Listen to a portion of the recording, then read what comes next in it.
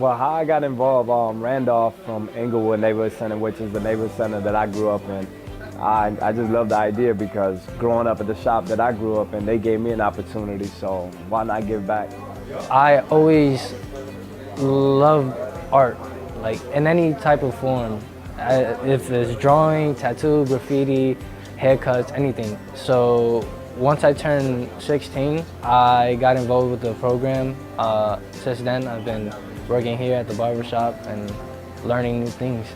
He comes in, he helps out with a lot of just, the basics from sweeping hair to standing behind somebody's chair asking questions. And I think him seeing my actions and the way I move and how everything functions, I think he picks up on a lot of that as well. But the thing that I learned so far is the more customers you can gain in the barber industry it's not just by cutting hair and like cutting good. That's not what barbering is all about. It's also having a connection with your clients and understanding them. And they were just teaching us how to manage our money, save it, and just use it properly in the proper way. From business owner to business owner, if we can help and the more people get involved, the better the chances are that these young men growing up and young women growing up, they can change their life. I want to be a barber, and I also want to have my own business in the barber industry as well.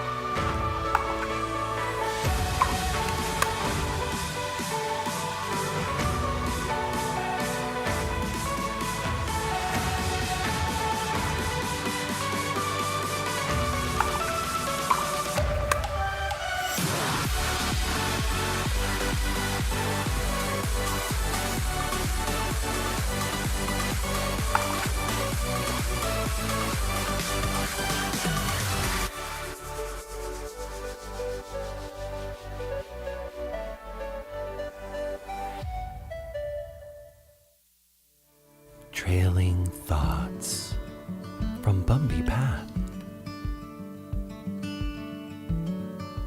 This is such a friendly neighborhood because people have been aggressively waving at me a lot today. What is that sound I keep hearing behind me? Oh, I'm dragging a child's kite. How long have I been dragging that for? And why didn't any of these nice people tell me?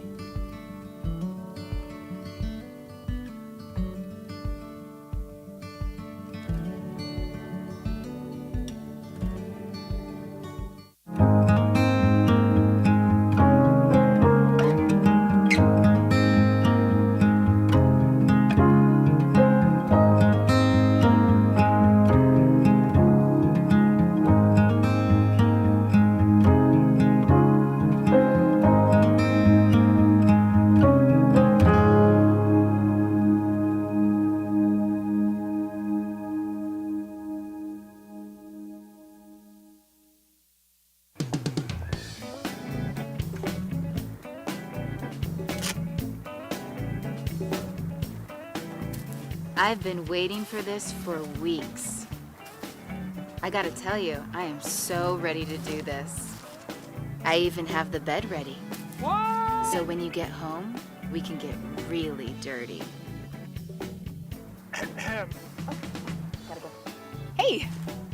Here you go. With all this compost, we're gonna have the best plants in the neighborhood.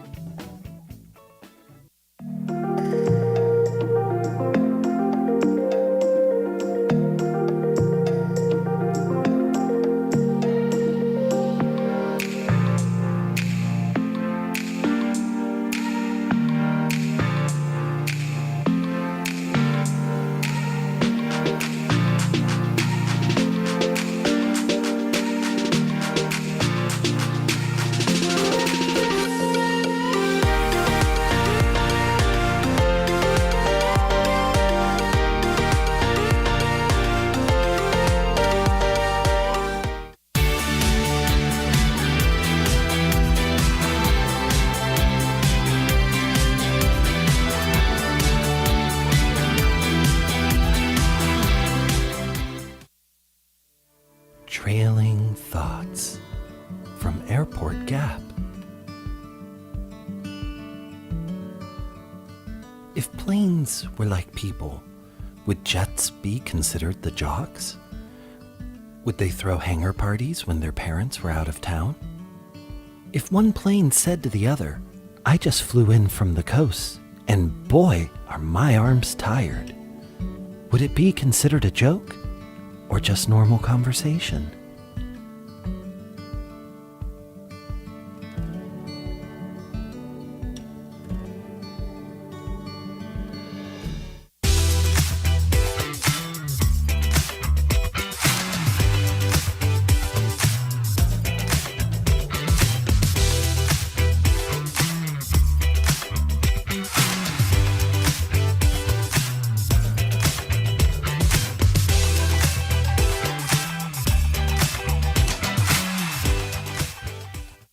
Sometimes people just say, "Can you hold my hand?" And you make that difference. And you're helping them get through a bad day.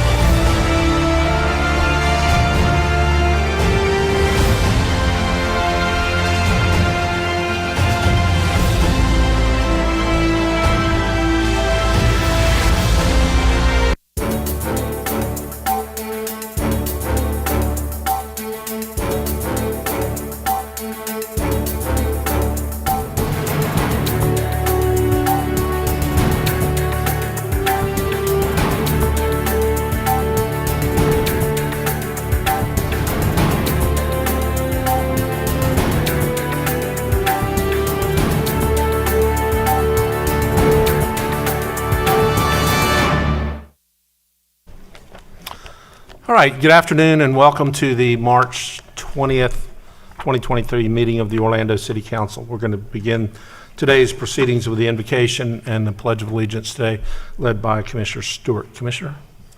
Thank you, Mayor. If you'll allow me a few moments just to share. This week has been designated the Mr. Rogers Week of Kindness, and I am so grateful to the team of people who continue to keep his memory alive. So instead of a traditional prayer today, I'd like to commit my invocations to some thoughts from Mr. Rogers himself. So here's just a few. As human beings, our job in life is to help people realize how rare and valuable each one of us really are. And each of us has something that no one else has or ever will have, and something that is unique to all time. It's our job to encourage each other to discover that uniqueness and to provide ways to develop its expression. The real issue in life is not how many blessings we have, but what we do with our blessings. Some people have many blessings and hoard them. Some have very few and they give it away. The media shows the tiniest percentage of what people do. There are millions and millions of people doing wonderful things all over the world, and they're generally not the ones being touted in the news. When I was a boy, I would see scary things on the news, and my mother would say to me, "Look for the helpers. You will always find people who are willing to help." And let me conclude with this prayer. Mr. Rogers was asked by a child how to pray, and his response was simply 3 words: "Thank you, God."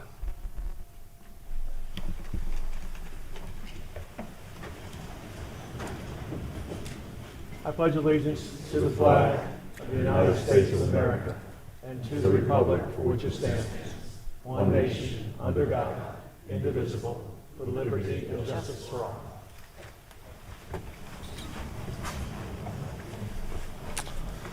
Let's call the meeting to order. Madam Clerk, would you call the roll and make a determination of a quorum, please? Commissioner Gray? Here. Commissioner Ortiz? Here. Commissioner Stewart? Here. Commissioner Sheehan? Here. Commissioner Hill? Here. Commissioner Burns? Here. Mayor Dyer? Here. Mayor, you have a quorum with all members present. Thank you, Madam Clerk. First item of business is consideration of minutes from the agenda review and city council meetings of February the 20th, 2023. Motion by Commissioner Sheehan, second by Commissioner Hill. All in favor of the motion indicate so by saying aye. Aye. Those opposed, and so the motion carries. We have no awards presentations and recognition, so that brings us right to the mayor's update. And last week we were fortunate to host what I think is one of the best spring sporting events in the entire country, and that's March Madness. We had 8 teams that filled our downtown restaurants and hotels, 6 games at the Amway Center. A couple of them were really good games, probably 3 of them I would say. And when we endeavored onto the community venues projects in 2007, that's exactly what we were looking to bring to downtown Orlando, things that make memorable events for our residents and then bringing lots of visitors. So we want to thank our Greater Orlando Sports Commission, our venues, economic development, transportation teams, and OPD and OFD for ensuring that this event was a success and was safe in our downtown. Items of note from the agenda today. I would say one of the most successful programs that we've had in the last 15 years is our Main Street programs. It's transformed commercial districts into thriving districts for residents and visitors alike.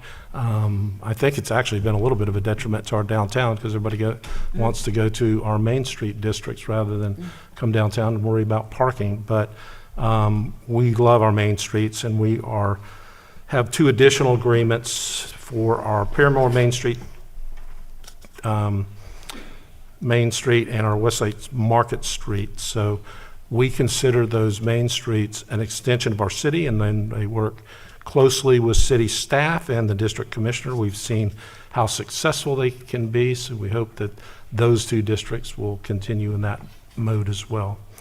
C24 is One Nona Plaza Affordable Housing Agreement. That's a vote on a development agreement with One Nona Plaza to commit 10% of its new family development to affordable housing. Congratulations, Commissioner Gray. That's great work out in that district, when we look forward to other developers following suit. D2 through 5 is an effort to reduce crime. There are so many different facets to fighting crime, and the best way to fight crime is prevention rather than apprehending somebody after they've committed crime. So we have launched our Community Violence Intervention Program a few months ago using ARPA funds, so that's funds that we got from the federal government. The Neighborhood Change Associates are working to help young residents pivot away from gun violence and connect them with wraparound services to provide them with opportunities to thrive. So we have agreements with the Florida Rights Restoration Coalition, Operation New Hope, the Stono Institute for Democracy, Justice, and Security, and No Limit Health and Education, and allow us to have additional neighborhood change associates providing workforce development training and job placement, and most importantly, access to mental health and substance abuse treatment. Last thing I want to mention is our DTO facade program update, which I think is really important as we continue to look at different ways to enhance our downtown. So preservation and revitalization of vacant and current buildings is important, especially in those areas where we have a lot of foot traffic and people who are looking to come to our businesses. So these incentives help businesses relocate and to stay in our downtown. With that, we're going to move on to the consent agenda. The consent agenda is a number of items that are acted upon through a single vote of council. We give each of the members of the council an opportunity to comment on the consent agenda and to update you on very important things that are happening in their districts. And we'll begin with Commissioner Stewart today. Thank you. Let me take the next 45 minutes and talk about the great things that are going on in District 3. No, I'm sorry, I won't do that to you. But I do want to share a couple of things I think are important. The Week of Kindness starts today. Some of y'all have heard me say that earlier. We work with a group who is trying to remember Fred Rogers, the impact he had on our community here as a Rollins graduate, and spent most of his time in Pittsburgh, but spent about a fourth of his time down here. And so he's had an incredible impact on the world. 835 episodes of Mr. Rogers' Neighborhood. And so we're trying to empower our community to remember kindness. It's this week. If you need some more information, just look up Week of Kindness or give me a call back at my office and contact me. I'll get you in touch with somebody. I want to say a special thanks to all those involved in Lou Gardens for our Lou Gardens plant sale. It was great. I don't know how many we had, but I was told we have as many as 5,000 a day. Is that right? It was just incredible. Appreciate the work. Of course, appreciate the interim leadership of Frank Billingsley and then Tracy and all the rest over there. It was just great. Yesterday we had the official beginning of baseball at North Orlando Kiwanis Little League over in the Baldwin Park, Audubon Park area. I mentioned that for several reasons, but one, it's one of the oldest Little Leagues that are in the state. It's 70 years old, celebrating its 70th anniversary this year. So my father was instrumental in helping to start that years ago, and so it's kind of nice to see that continue on. Some upcoming events, just to give you a quick update. The YMCA in Packing District will be opened up this week. They're having a community event on Saturday, the 25th. The tennis center is on its way to being completed, and we're looking forward to having that sometime in the next couple of months to get all that organized. And as the mayor has said, and we have said, we're going to do it right and do it one time and do it right. So we're going to get that done very soon. The Rosemont community is having a block party on April 1st.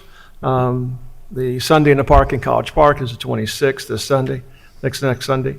And then the most important thing that we can do, I get comments regularly during the summer about why don't we have more pools open? And I will tell you, it's a direct relationship to the number of lifeguards we have. So if you know somebody who's a high school swimmer who already knows how to swim, we've got a great job for the summer. So please contact us. We need them year-round, but we can take them during the summer. On the agenda, Mayor, there's two I just want to mention. C28 and 29 are small business facade grants. I mention those because our city is invested into the community, and one of the ways that we give back is to provide a grant for those who are doing small business facades in our community. So those are two in College Park, and then one over in District 6, and item number 27. And the other is that we are putting some money into buying some solid waste trucks, 11 trucks. We have a great need over there. It has been a challenge. It will take us probably 9 months to a year to get the trucks in, but this is a good opportunity for us to get good quality trucks and as well as bring our other trucks up to speed. We saw a significant challenge during Hurricane Ian with the amount of facilities that we have, and so this is our chance to kind of cushion that a little bit. And I appreciate Corey and Alan, the work that they've done, so thank you very much. And that's all I have, Mayor. Thank you. Thank you, Commissioners. Commissioner Sheehan. Well, thank you, Mayor Dyer. And first of all, I need to declare a conflict on item C3 on the Municipal Planning Board, Annexation 2022-10017, GMP 2023-10001, Zoning 2023-1001, due to pending litigation on my house. So that's why I'm declaring that conflict. And been a lot of news over the weekend. Unfortunately, our beloved Lake Eola swans, we had a little bit of a run-in over the weekend. We went to see them on Friday. The blackneck pair had 5 babies, which is amazing because we usually don't have that many babies in captivity, and blacknecks are really hard to get to mate, and they actually had 3 babies last year. Unfortunately, over the weekend, we got down to 1. Kurt, I keep calling him Derek. Kurt over at Lake Eola Park was a saint. He helped me. I jumped in the lake and got the 1 baby out and the family, and they're now in a safe place. And Chief Smith, I can't thank you enough for getting the video. It was raccoons. So it was 4-legged predators, not 2-legged predators this time, because we have had swans stolen from the park. It's very, very sad that it happened. But, people are asking, why didn't you take the swans out, the family out to begin with? Well, now we're going to have to reintegrate them to the park, and they get into fights and stuff like that because they're territorial animals. So I stand by what the Parks Department decided to do. It's unfortunate what happened. I love that everybody loves the swans as much as they do. So if you really, really love Lake Eola swans, please bring them leafy greens or proper food. Don't bring them bread to feed them at Lake Eola Park. And if you see anything, please call the rangers. I happen to see it tagged on Facebook, and if I hadn't known, I hadn't happened to be posting, I wouldn't have known about it to run over to the park and take care of the situation. But please call Lake Eola Park Rangers if you see anything suspicious. Call 911 if you see anybody harming the animals. It is baby season at Lake Eola Park, and there's lots of cute little babies to look at. But I just want to thank the staff at Lake Eola Park who are equally heartbroken over the loss of these 4 babies. But, we're going to continue to go on. We still have 1 left. I think we're going to call her Miracle. Him or her. They, them. Yeah. So we don't know who it is yet. But yeah, it's sad. And I know there's a lot of media attention to it and everything like that. But, I'm glad everybody loves them as much as they do. But, nature sometimes this can be really ugly. On the agenda today, I'm delighted to see that we're on item B21, that we're changing the aging air conditioning system at the Shakespeare Theater. I'm glad to see that we're making a commitment to our venues to make sure that they're comfortable for our guests. Item F3, the Dueling Dragons. This is a great investment in the community. Item I4, the release of liability for brick removal. We're getting some bricks to restore our brick streets up from the Church Street Ballroom. Thank you, thank you, thank you. I think that's Public Works. That's really, really smart to repurpose those. I love it. We're going to be doing some restroom improvements at Lake Eola that I'll have to see, and also the Thornton Park Main Street agreement is one. They do wonderful work in the community, and I'd like to see what they're going to continue doing. And that's all I had, Mayor. Thank you. Thank you, Commissioner. Move to Commissioner Hill. Thank you, Mayor Dyer, and thank you, Commissioner Sheehan, for being short and brief because I got a lot to talk about. That's an inside joke on this council. Also on the agenda, as was previously mentioned by Mayor Dyer, celebrating the fact that the Westlake Main Street and Paramore Main Street is on the agenda to move forward.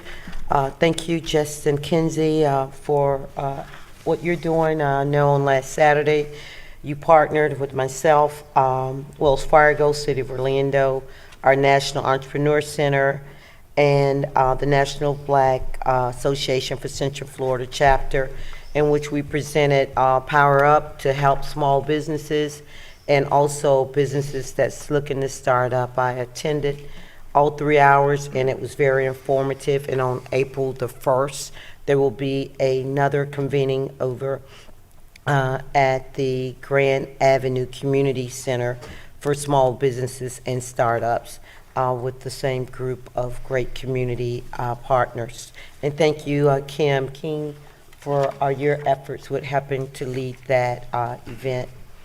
As Mayor Dyer mentioned, something near and dear to all of us here is, as he stated, intervention, but also for those youth that have lost their way, making sure that we can get them back on the right track. And with that, the CVI, the Community Change Agents, have done a phenomenal job with our partners. And thank you, Lisa Early and 8 Mars, for all of your guidance and support in this effort. And congratulations, Commissioner Stewart, to this being transitioned over to the Rosemont area. And hopefully the county can work with us to also bring this initiative. Mayor Dyer, since November, when this program was kicked off and passed by this council, I'd like to report that there has been a 45% reduction in shooting here in the city of Orlando, and 38% of gunshot wounds here in the city of Orlando, and 50% of youth homicides. And those are phenomenal numbers to show where this great program is really working. Thanks, Chief, for you and your team for all that you're doing to support this initiative and working hand in hand with the community, with this community effort. What's more important, as Mayor Dyer stated, is the mental health component. I know these efforts, even with the reduction, cannot happen if we do not triage and treat these youth that have generational trauma. So this individual and group therapy component is going to be, and it's in person, is very important. And I like to see more of that, not just related to the CVI program, but many of our community centers here in the West, well, not even West, just the city of Orlando, where we have some mental health components put in place for families and residents that might be suffering from some type of mental health issues. Also on the facade, DTO, great to see this coming downtown, but it's even just as powerful because it's going to the Paramore area also, where the commercial businesses there that really need a hand up with some of the dilapidated historic buildings there being stabilized and renovated with this facade program. Not just the commercial component, but staff and Mayor Dyer has made sure that there's a residential component in there for homeowners. And oftentimes, many of those are on fixed incomes, are in that affordable bracket and can maintain a mortgage, but can't do many of the residential facade components. So this is really going to be a great addition to all the great revitalization that's going on there in that Paramore area, from Creative Village all the way down to the south side of Paramore with this facade program now, not just with new development, but sustaining and keeping those developments and housing that's been there for years and decades. Also, it was a joy to go out to the Orlando Economic Partnership barbecue over at our newly built Luminary Green there in Creative Village. It was just amazing to see that green space transform into this community event where there was music, fellowship, and food in this beautiful green space. And then to see the residents looking down just from their patios, and the students that are UCF and Valencia students being able to just enjoy that atmosphere.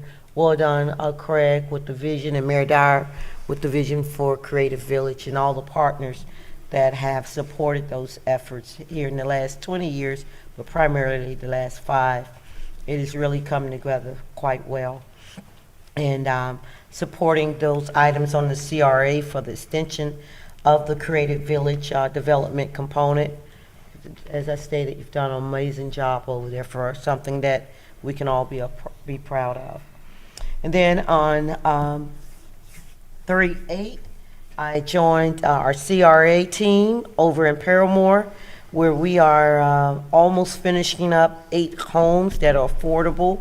We had standing room only. It was over 100 participants, David, that was there. They were really excited about the transformation here in Paramore and wanted to be a part of it, where the city is offering through our CRA and our housing program up to $140,000 down payment on city-built homes to maintain the affordability of them, but also to create a mixed income community where a portion of those homes will also be market rate. So there is the equity and inclusion for all as we transform Paramore. Then we went over a little bit west from there. Friday, the 10th, I partnered with Hannibal Square, a project that myself and Commissioner Burns have been working on there in the Orange Center corridor for 30 affordable townhomes. Started here. I like to report, Commissioner Gray, that they're building them now. All 30 homes are sold. So I know it's a rough start, but with staff support and mayor support, we're well on our way. 60% of those are the participation of minorities, and then they did a job fair that following Saturday where there was great participation of job opportunities that will be on that construction site. Huge thank you to the Orlando Magic, who I joined that Saturday evening also with the DeVos Foundation that gave $150,000 to the Jackson Center, Community Center there in Paramore to redesign the playground there. Something unique what they did was engage our kids there in the Paramore area from 5 to 18 to design that community park. And it's just going to be something that's for all ages, but primarily for 5 to 18. And just got to just say thank you to Orlando Magic for their continued commitment to Paramore and the city and Central Florida at whole, but primarily in their neighborhood where they live and train and play. They, since day one, since they came here in 1990, they have truly been committed to not just building in Paramore, but building the people there and being committed to the youth and programs there. So a huge thank you. That was their 30 for 30 program that they have, and they chose a huge number to give to the Paramore residents. I joined our sustainability team there in Paramore, where Mayor Dyer is creating city land into farmlets. You know, it's a food desert, but what we're doing here, and he's leading on, is making Paramore a fresh food oasis. And with that being said, we're converting until we develop the land in Paramore to farmlets and fresh fruits and vegetable gardens with community partners. And there is a HKS sent some of their fellowship, those that are upcoming architects, to help design a 1/4 acre of land there in Paramore in a hydroponic container. They all came out on that Friday morning, about 30 students, to think how that can incorporate it, not just that space, but the community at whole, and engage them. So I like to thank those students for coming out and giving their expertise, but more so compassion. There were a great group of young folks that are committed to social justice as well as architectural design. It was also just overwhelmed by the Bezos Academy, which is the extension from the Amazon-owned Jeff Bezos Foundation that has came out to the Mercy Drive corridor to create a Montessori program right there at our first affordable housing project that we did there in Mercy Drive with Ability Housing. These children will have a first-class education starting from 3, I think, to 4 years old, Mayor Dyer. You know, we have a housing first component for those that might need affordable housing, those that are homeless, to make sure that we give them quality and safe housing throughout the city of Orlando, and that's housing first. But we truly know in order for anyone to truly, I would say, change the trajectory out of poverty is the foundation called education. So to give these children a foundation and of Montessori school, period, is just, I think it's going to be transformational and generational training. So a huge thank you again for Ability Housing Partnership, Mayor Dyer's leadership with going out and purchasing, and this council with purchasing those 5 units, as we see over in with Live for Orlando, how they've transformed West Lakes, Ability Housing, Blue Sky transforming the Mercy Drive corridor. Also, our great partners at Creative Village transforming the north side of Paramore with affordable housing, and Mayor Dyer's Cradle to Career theme with the Paramore Kids Zone and millions going into that Cradle to Career, and now over in Mercy Drive. It's for me to be someone that grew up in poor conditions, to be a part of this transformational leadership that you see on this dais, and great community partners. No matter what other issues we have, just us really finding solutions, funding and resources, and doing it together as a community, for me, is just so rewarding. I just thank each and every one of you. And with that, that's all I have, Mayor. Thank you, Commissioner Hill. We'll move on to Commissioner Burns. All right, thank you, Mayor Dyer, fellow commissioners. First, I'd like to just start off by talking about I had a pleasure of hosting our first district-wide town hall, State of District 6 meeting, which was a hybrid of an in-person and virtual attendance, where I shared the vision for District 6, talked about some of the progress that has been made in the district and within the city, and gave the residents the opportunity to ask any questions that they may have. So I'd like to just give a few thank yous to Joseph Caesar and the entire Grand Avenue neighborhood team for their hospitality and housing the town hall. It was a great turnout. We had over 70 residents in attendance. Also a major thanks to Jeremy Fristo in the IT department for helping us to pull together this hybrid component. We had several presenters who shared information about their individual departments. So I would like to thank Cade Broad in Transportation and Planning, Corey Knight, Public Works Director, Alan Morrison, Solid Waste, Cassie Bernard, Housing and Community Development, George Warden, Code Enforcement, as well as Chief Smith and Georgiana Butler from OPD, Lisa Early and her team, Brenda March and Bobby Belton, Bambi McDonald, for sharing all of the wonderful things that are happening within our Parks and Recreation Department. Also, I had the opportunity to attend and sponsor the Smith Center 49ers football banquet.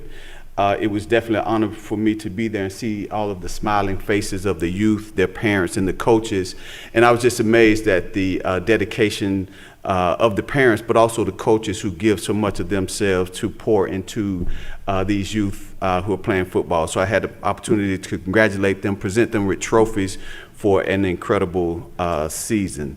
Also, I attended the open house of Fire Station number 7 in District 6. So thank you to Chief Salazar for leading this community event. It was well attended. We had a lot of fun, food, but it was also a great time for the community to meet and celebrate our fire personnel that oftentimes put themselves in harm's way for the safety of our community. Also on March 6th, myself with Commissioner Hill participated in a roundtable discussion with school board member Vicki Felder at Carver Middle School, and we came together to have some discussions and conversations about how can we combat the gun violence that is plaguing our communities, the gang activity. So there was a lot of discussion. We're looking forward to continuing those discussions, but not just discuss, but put together some plans of action that we can all be proud of, but also will curb this violent activity that we're experiencing. Also, I would like to give a shout out to my team, my city team, for their efforts in securing over $800,000 in home repairs for homeowners, mainly seniors, in District 6. So again, over $800,000 that has been secured for home repairs for District 6. And our office assistant staff is led by Ms. Carolyn Austin. So I'd like to just say thank you to Carolyn for her patience, but also her diligence in helping our community members navigate this wonderful program. And as we look to develop more housing, more affordable housing, more housing in general, we have to make sure that we are taking advantage of the opportunities to repair and bring up some of the existing housing stock that we have. So again, thank you to Orrin Henry and his great team for assisting my staff with bringing those resources to District 6. Then Mayor, on the agenda today, I would like to express my support for item B1. It's a contract with the Homeless Services Network of Central Florida for the Homeless Management Information System, which will assist our community in tracking, referring, and better serving our community members who may be experiencing homelessness. Also, item C15, the Business Assistance Program Agreement with the city in Pau na Chapa Bakery, Brazil, LLC, which is a small business bakery located in District 6 on International Drive. Also, C27, small business facade, grant facade site and adaptive reuse program agreement with the city in Delta Spa, which is a small business in District 6 providing spa and wellness services to the city and in the area around. Last but not least, I'd like to express my support for items D, 2, 3, 4, and 5. We've heard some discussion about the community violence intervention, and these contracts will help to provide some of the wraparound services that were mentioned in mental health, education services that we hope will continue to help us to, again, combat and prevent some of the violence that is happening in our community. So that's all from me, Mayor. Thank you. Thank you, Commissioner Burns. Commissioner Gray. Thank you, Mayor. I'll be quick, given the crowd we have, but I want to give out a few thank yous. First, on February 28th, I want to thank the folks at OPD for hosting the annual Crime Prevention Awards for the Neighborhood Watch. All the commissioners were there, and it's a very important function that our neighbors serve in helping us keep an eye on neighborhoods. So thanks to all of, and congrats to all the award winners. March 4th, we had our District 1 Spring Festival. Thanks to OFD, OPD, OLA, Neighborhood Relations, the Sustainability Group. We had 30 small business vendors that were there. We had over 1,000 people show up, and it was great. Good to have the community together. I want to thank my team, Diane Wilhelm and Paula Jimenez and Edgar Malave, for helping to organize that. It was a great success, and I want to thank them. On March 7th, as Commissioner Hill said, I attended the barbecue in the park with OEP. I would encourage everybody. It is a fabulous networking opportunity. So next year, it was a great venue. I hope we have it there again. But encourage everybody, if you get a chance, go to that. You get to meet a lot of folks in the city. And finally, on the 15th, last week, attended the OEP quarterly award ceremony. It's just encouraging and rewarding to see what our police officers do for the city and our residents. Some pretty Herculean efforts on the part of some of our officers, so congrats to them.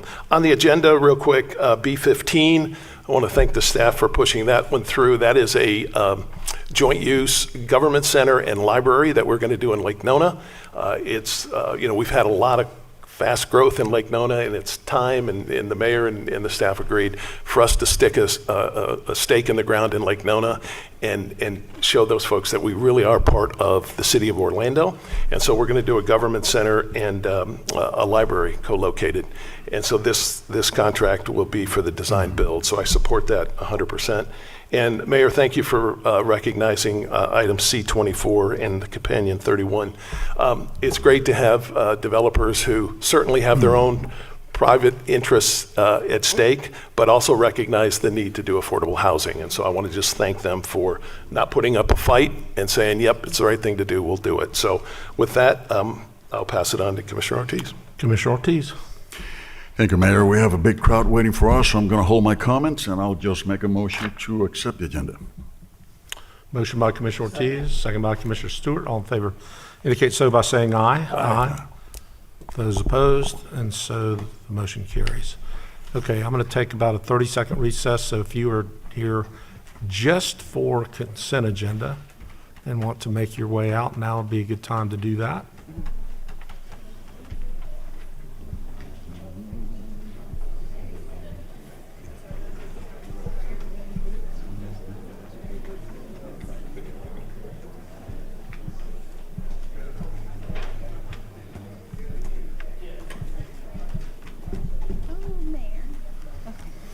Which pile? Ordinance 8. Okay.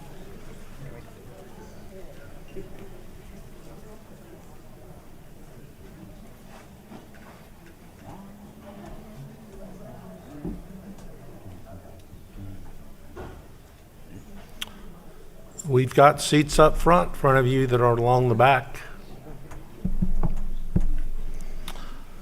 Okay, without objection, we're going to recess the city council meeting and convene the CRA meeting. David, I think I can handle the first three. Number one is accepting CRA advisory board minutes from January 25th. Is there a motion to accept?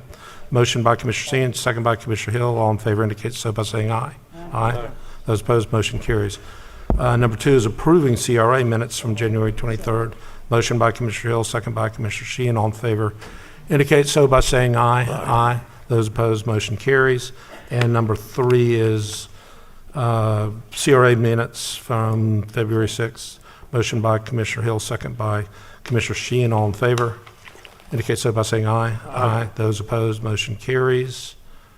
Okay, now number four, David. Thank you, Mayor. Good afternoon, Council. So number 4 is a retail stimulus program grant for Eola Nail and Skin Care Bar. You may recall the CRA initially created the retail stimulus program in 2010 and amended it several years later to make it more financially appropriate based on the realities of redeveloping and constructing businesses within the downtown core area. Eola Skin and Nail Bar, they are in 520 East Church Street, so it's the 520 building owned by Camden in the South Eola area. They're spending about $450,000 building out their space, which qualifies them for the full amount of the current incentive, which is $100,000. That is split $75,000 to be matching funds towards improvements like plumbing, mechanical, electrical, HVAC, and lighting, and the remaining $25,000 for first-year rental abatement. Motion by Commissioner Sheehan, second by Commissioner Hill. Discussion or questions? Hearing none, all in favor of the motion indicate so by saying aye. Aye. Those opposed, motion carries. Number 5. Thank you, Mayor. Number 5 is an agreement between the CRA, or a license agreement, I should say, between the CRA and the District Gastro Bar. The CRA owns a small piece of property across the street from City View in the Paramore area. It is just landscaped right now. The District Gastro Bar approached us about utilizing a portion of that space for an outdoor cafe or dining area. Some of those plans have come to you before through the Appearance Review Board, and you may recall. This actually allows them use of that land. They do have to pay a license fee. They're responsible for all the related costs of constructing that premises, and as well as the CRA has the ability to terminate that lease should things not work out appropriately with a 30-day out. Move to approve. Second. Motion by Commissioner Hill, second by Commissioner Sheehan. Discussion. Hearing none, all in favor of the motion indicate so by saying aye. Aye. Those opposed, motion carries. Okay, number 6. Thank you, Mayor. Number 6, this is the amendment to the downtown facade program that Commissioner Hill referenced earlier, as well as you, Mayor. So we had a number of different recommendations that we're recommending changing and ultimately enhancing that program. Some of the biggest ones are identifying kind of 2 focus areas, so we can really make sure that core areas of downtown and Paramore have the ability to access significant amounts so we can have impactful change in that area. The downtown one is really throughout the CBD and Paramore along the main commercial corridor. Properties within those focus districts would actually be eligible now for up to 80% matching funds. Currently, they are 50%, so they only have to supply 20% of funds required for the appropriate amount of improvements. In addition, Current funds are cap out, depending on the type of building, approximately around, in the location, about $100,000. This would cap out at around $300,000 in the CBD for historic buildings that are in the CRA and within that focus area. And then in Paramore, potentially up to $340,000, offering an additional match for property owners who have MEBA businesses, MEBAs that have qualified and received funds from the CRA's Minority and Women's Entrepreneur Business Assistance Program. Move to approve. Second. Motion by Commissioner Hill, second by Commissioner Stewart. Discussion? Hearing none, all in favor of the motion indicates. I did have. Commissioner Hill? That is the residential component in there also. It right? I also didn't has a hear you. residential component, correct. Okay, yes, sir. Move to approve. All in favor indicate so by saying aye. Aye. Those opposed, motion carries. Number 7. Thank you, Mayor. Number 7 is an amendment, or I should say Amendment 1 to the amended and restated open space agreement. This is a companion item to C12, which was on the consent agenda. You recall this is an agreement that the city and the CRA utilized for the CRA to be able to fund a number of parks and open space improvements that are within the CRA area. This item is specifically for starting the work on the Lake Eola Master Plan. Phase 1, so it's approximately $400,000 approval to start the design of construction documents associated with the bathrooms that were part of the master plan, as well as the area around those. Second. Motion by Commissioner Sheehan, second by Commissioner Hill. Discussion? Hearing none, all in favor of the motion indicate so by saying aye. Aye. Those opposed, motion carries. Number 8. Thank you, Mayor. Number 8 is to approve the City District Inc. funding agreement with the CRA. The CRA has over the past several years, funded both the City District Main Street as well as the Thornton Park Main Street with approximately $50,000 of funds. This agreement specifically allows for that $50,000 to be allowed to be, so we can partner with City District. The changes in the previous agreement are that previously there was 2 components of payment where we paid that $50,000 in 2 lump sums, $25,000 and $25,000. This agreement differs as it allows the City District to submit request for that $50,000 to us individually based on the event or activities that they are ultimately seeking to have. As long as those align with the CRA plan, then they can be made, which allows them some additional access, immediate access to funding without having to wait for large sums. Move to approve. Second. Motion by Commissioner Hill, second by Commissioner Sheehan. Discussion? Hearing none, all in favor of the motion indicate so by saying aye. Aye. Those opposed, and so the City District funding passes. There a motion on the Thornton Park District funding, number 9? Motion by Commissioner Sheehan, second by Commissioner Hill. Discussion? Hearing none, all in favor of the motion indicate so by saying aye. Aye. Those opposed, and so the motion carries. Okay, David, any further business? There is none, Mayor. There is nothing. Okay. Then we will adjourn the CRA meeting and we will reconvene the City Council meeting. We will go to take up hearings, ordinances, second read. Let's start with number 1. Ordinance number 2022-16, an ordinance of the City Council of the City of Orlando, Florida, designating certain land generally located east of Narcoossee Road, south of Falcon Park Boulevard, and north of Central Florida Greenway, State Road 417, and comprised of 67.28 acres of land, more or less, as planned development on the city's official zoning maps, providing a site plan and special land development regulations for the planned development, providing for amendment of the city's official zoning maps, providing for severability, correction of scrivener's error, permit disclaimer, and an effective date. Move to adopt. Second. Motion by Commissioner Gray, second by Commissioner Ortiz. I have no request from the public to speak on this item. Is there discussion? Hearing none, all in favor of the motion indicate so by saying aye. Aye. Those opposed, motion carries. Number 2.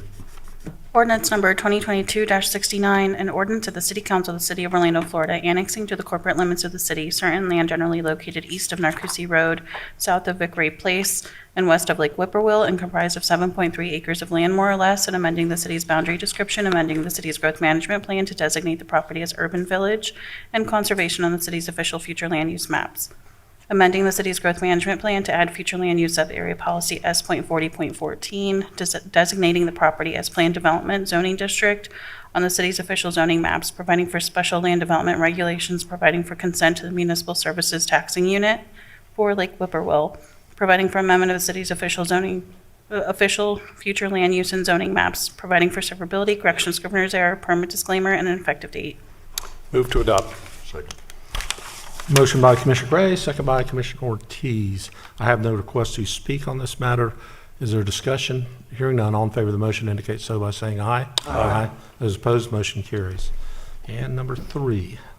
Ordinance number 2022-74, an ordinance of the City Council of the City of Orlando, Florida, amending the Lake Whippoorwill Cove Land Development Zoning Ordinance to add approximately 3.85 acres of land to the Plan Development Zoning District, such land being generally located east of Narcoossee Road, north of Waterline Road, and west of Lake Whippoorwill, amending the special land development regulations, providing a conforming legal description, providing for severability, correction of scrivener's error, and an effective date. Move to adopt. Second. Motion by Commissioner Gray, second by Commissioner Ortiz. I have no request from the public to speak on this matter. Discussion. Hearing none, all in favor of the motion indicate so by saying aye. Aye. Those opposed, motion carries. Number 4. Ordinance number 2022-75, an ordinance of the City Council of the City of Orlando, Florida, amending and restating the land development regulations of the Narcoossee Cove 1 and 2 Plan Development, and renaming the Plan Development as Narcoossee Cove, relating to certain land generally located east of Narcoossee Road, south of Kirby Smith Road, and west of Lake Whippoorwill, and comprised of approximately 48.78 acres of land, providing for amendment of the city's official zoning map, providing for severability, correction of scrivener's error, permit disclaimer, and an effective date. Move to adopt. Second. Motion by Commissioner Gray, second by Commissioner Ortiz. I have no request to speak on this matter. Discussion. Hearing none, all in favor of the motion indicate so by saying aye. Aye. Those opposed, and so the motion carries. Number 5. Ordinance number 2022-76, an ordinance of the City Council of the City of Orlando, Florida, amending the city's growth management plan to change the future land use map designation for certain land generally located west of Shadow Ridge Drive, south of Airport Lakes Park, and north of McCoy Road, comprised of 32.6 acres of land, more or less, from conservation to urban activity center and from metropolitan activity center to conservation, creating a sub-area policy to establish development and wetland maintenance standards, changing the property zoning designation from the Metropolitan Activity Center, Urban Activity Center, and Conservation Zoning Districts with the Aircraft Noise Overlay District to the Urban Activity Center and Conservation Zoning Districts with the Aircraft Noise Overlay District, providing for amendment of the city's official future land use and zoning maps, providing for severability, correction of scrivener's error, permit disclaimer, and an effective date. So move. Motion by Commissioner Ortiz, second by Commissioner Stewart. I have no request to testify on this matter. Discussion. Hearing none, all in favor of the motion indicate so by saying aye. Aye. Those opposed, motion carries. Number 6. Ordinance number 2023-1, an ordinance of the City Council of the City of Orlando, Florida, relating to signs, amending Chapter 61, Part 2 of the Land Development Code entitled Streets and Right-of-Way, amending Chapter 64 of the Land Development Code entitled Signs, amending Chapter 65, Part 2 of the Land Development Code entitled Zoning Applications and Procedures, amending Chapter 66 of the Land Development Code entitled Definitions, providing legislative findings, and for codification, correction of scrivener's error, severability, and effective date. So move. Motion by Commissioner Ortiz, second by Commissioner Stewart. I have no request to speak on this matter. Discussion. Hearing none, all in favor of the motion indicate so by saying aye. Aye. Those opposed, motion carries. Number 7. Ordinance number 2023-3, an ordinance of the City Council of the City of Orlando, Florida, amending the city's growth management plan to amend the future land use map designation from public, recreational, and institutional to industrial for certain land generally located at the northeast corner of Bruton Boulevard and L.B. McLeod Road, comprised approximately 9.1 acres of land, providing for amendment of the city's future land use maps, providing for amendment of the city's growth management plan, providing for severability, correction of scrivener's error, and an effective date. Move to adopt. Motion by Commissioner Burns, second by Commissioner Sheehan. I have no request to testify on this matter. Discussion. Hearing none, all in favor of the motion indicate so by saying aye. Aye. Those opposed, motion carries. Number 8.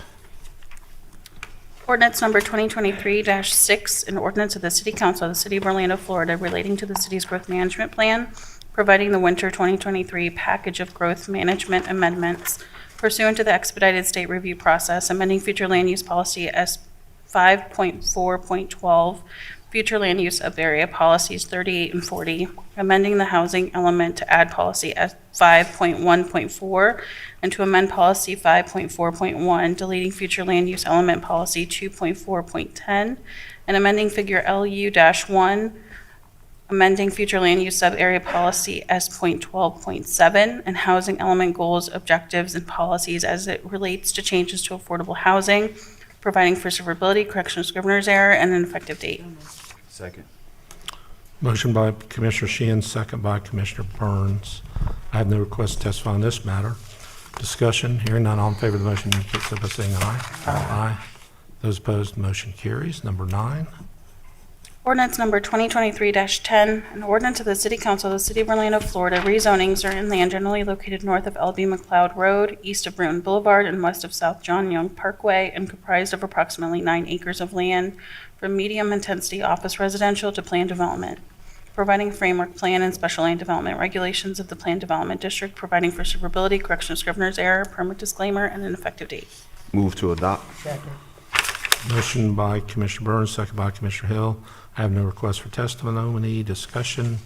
Hearing none, all in favor of the motion indicate so by saying aye. Aye. Those opposed, so the motion carries. Commissioners, 10 and 11, I think we're going to be here for a little while on, and I think we can knock out these first reads in about 5 minutes or less. So why don't we, if there's no objection, I'll go ahead and do those. Ordinances, first read, number 1. Ordinance number 2023-11, an ordinance of the City Council of the City of Orlando, Florida, amending the city's adopted growth management plan to change the future land use map designation for approximately 9.9 acres of land generally located north of West Colonial Drive, east of Mercy Drive, south of W.D. Judge Drive, and west of Ferguson Drive, from residential low intensity in part to residential medium intensity in part, and from conservation in part to residential medium intensity in part, on the city's official future land use maps, providing for severability, correction of scrivener's error, and an effective date. So moved. Second. Motion by Commissioner Hill, second by Commissioner Sheehan. I have no requests for testimony.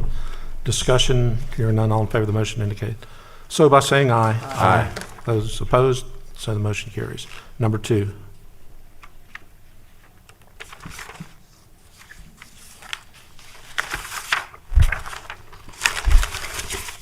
Ordinance number 2023-12, an ordinance of the City Council of the City of Orlando, Florida, annexing to the corporate limits of the city certain land generally located east of Narcoossee Road, south of Lee Vista Boulevard, and north of the Beach Line Expressway, State Road 528, and comprised of 4.99 acres of land, more or less, and amending the city's boundary description, amending the city's growth management plan to designate the property as airport support district, medium intensity, and conservation of the city's official future land use maps, providing for amendment of the city's official future land use maps, providing for severability, correction of scrivener's error, permit disclaimer, and an effective date.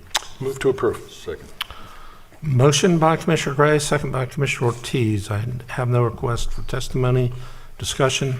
Hearing none, all in favor of the motion indicate so by saying aye. Aye. Those opposed, motion carries. Number 3. Ordinance number 2023-14, an ordinance of the City Council of the City of Orlando, Florida, rezoning certain land generally located north of West Colonial Drive, east of Mercy Drive, south of W.D. Judge Drive, and west of Ferguson Drive, and comprised of 9.9 acres of land, more or less, from 1 to 2 family residential with the Wekiva Overlay District in part, and conservation with the Wekiva Overlay District in part, to planned development with the Wekiva Overlay District, providing a development plan and special land development regulations of the planned development district, providing for severability, correction of scrivener's error, permit disclaimer, and an effective date. So moved.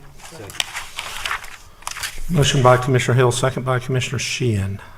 I have no request for testimony. Discussion. Hearing none, all in favor of the motion indicate so by saying aye. Aye. Those opposed, motion carries. And number 4. Ordinance number 2023-15, an ordinance of the City Council of the City of Orlando, Florida, annexing to the corporate limits of the city certain land located north of Rush Avenue, east of Lake Baldwin Lane, west of Jim Manjo Boulevard, and south of the Katy Way Trail, and comprised of 1.65 acres of land, more or less, and amending the city's boundary description, amending the city's growth management plan to designate the property as office low intensity on the city's official future land use maps, providing for amendment of the city's official future land use maps, providing for severability, correction of scrivener's error, permit disclaimer, and an effective date. So moved. Second. Motion by Commissioner Stewart, second by Commissioner Ortiz. I have no requests for testimony. Discussion. Hearing none, all in favor of the motion indicate so by saying aye. Aye. Those opposed, motion carries. Okay, let's go back to second reads. And number 10 and 11, which are ordinances 22-78 and 23- 8 relate to the nightclub moratorium ordinance and the alcohol sales ordinance, and they're closely related. DDB and OPD are going to give a presentation that are related to both, and we're going to accept public comment one time, and you can speak to one or the other or both of the ordinances, however you want to do it. I think most people are signed up for the alcohol sales ordinance in any event. So, Madam Clerk, what I'd like to do is go ahead and have you read both ordinances so that the presentation and the testimony will relate to both of the ordinances. And then after we're done taking testimony, I'll have you read them individually so we can vote individually on those ordinances. So if you'll read both ordinances. Ordinance number 2022-78, an ordinance of the City Council of the City of Orlando, Florida, relating to nightclubs in the downtown Orlando community redevelopment area, imposing a temporary moratorium for 6 months on the acceptance, processing, and consideration of applications for development orders, development permits, building permits, and zoning approvals for nightclubs in the downtown Orlando community redevelopment area, adopting findings of fact, providing for possible extension or early termination of the temporary moratorium, providing legislative findings, and for correction of scrivener's error, severability, and an effective date. Ordinance number 2023-8, an ordinance of the City Council of the City of Orlando, Florida, amending Chapter 5 Orlando City Code by amending Section 5.06 Powers of the Code Enforcement Board, amending Chapter 33 Orlando City Code Alcoholic Beverages by amending Section 33.03 Hours of Service, Sale, and Consumption, providing for severability, codification, correction of scrivener's error, and an effective date. All right, Commissioners, so you know what we're here for. Our community's made a lot of significant investments in our downtown over the last really couple of decades, from the Performing Arts Center to other venues, to bringing Sunrail downtown, to incentivizing residential and retail development. And we've really created a thriving neighborhood and economic hub. But the foundation of having anything in our downtown is the safety of our residents that live downtown or that come downtown to recreate, and we have to balance the uses that we have as well as make sure that every resident feels safe no matter what time of day they are in our downtown.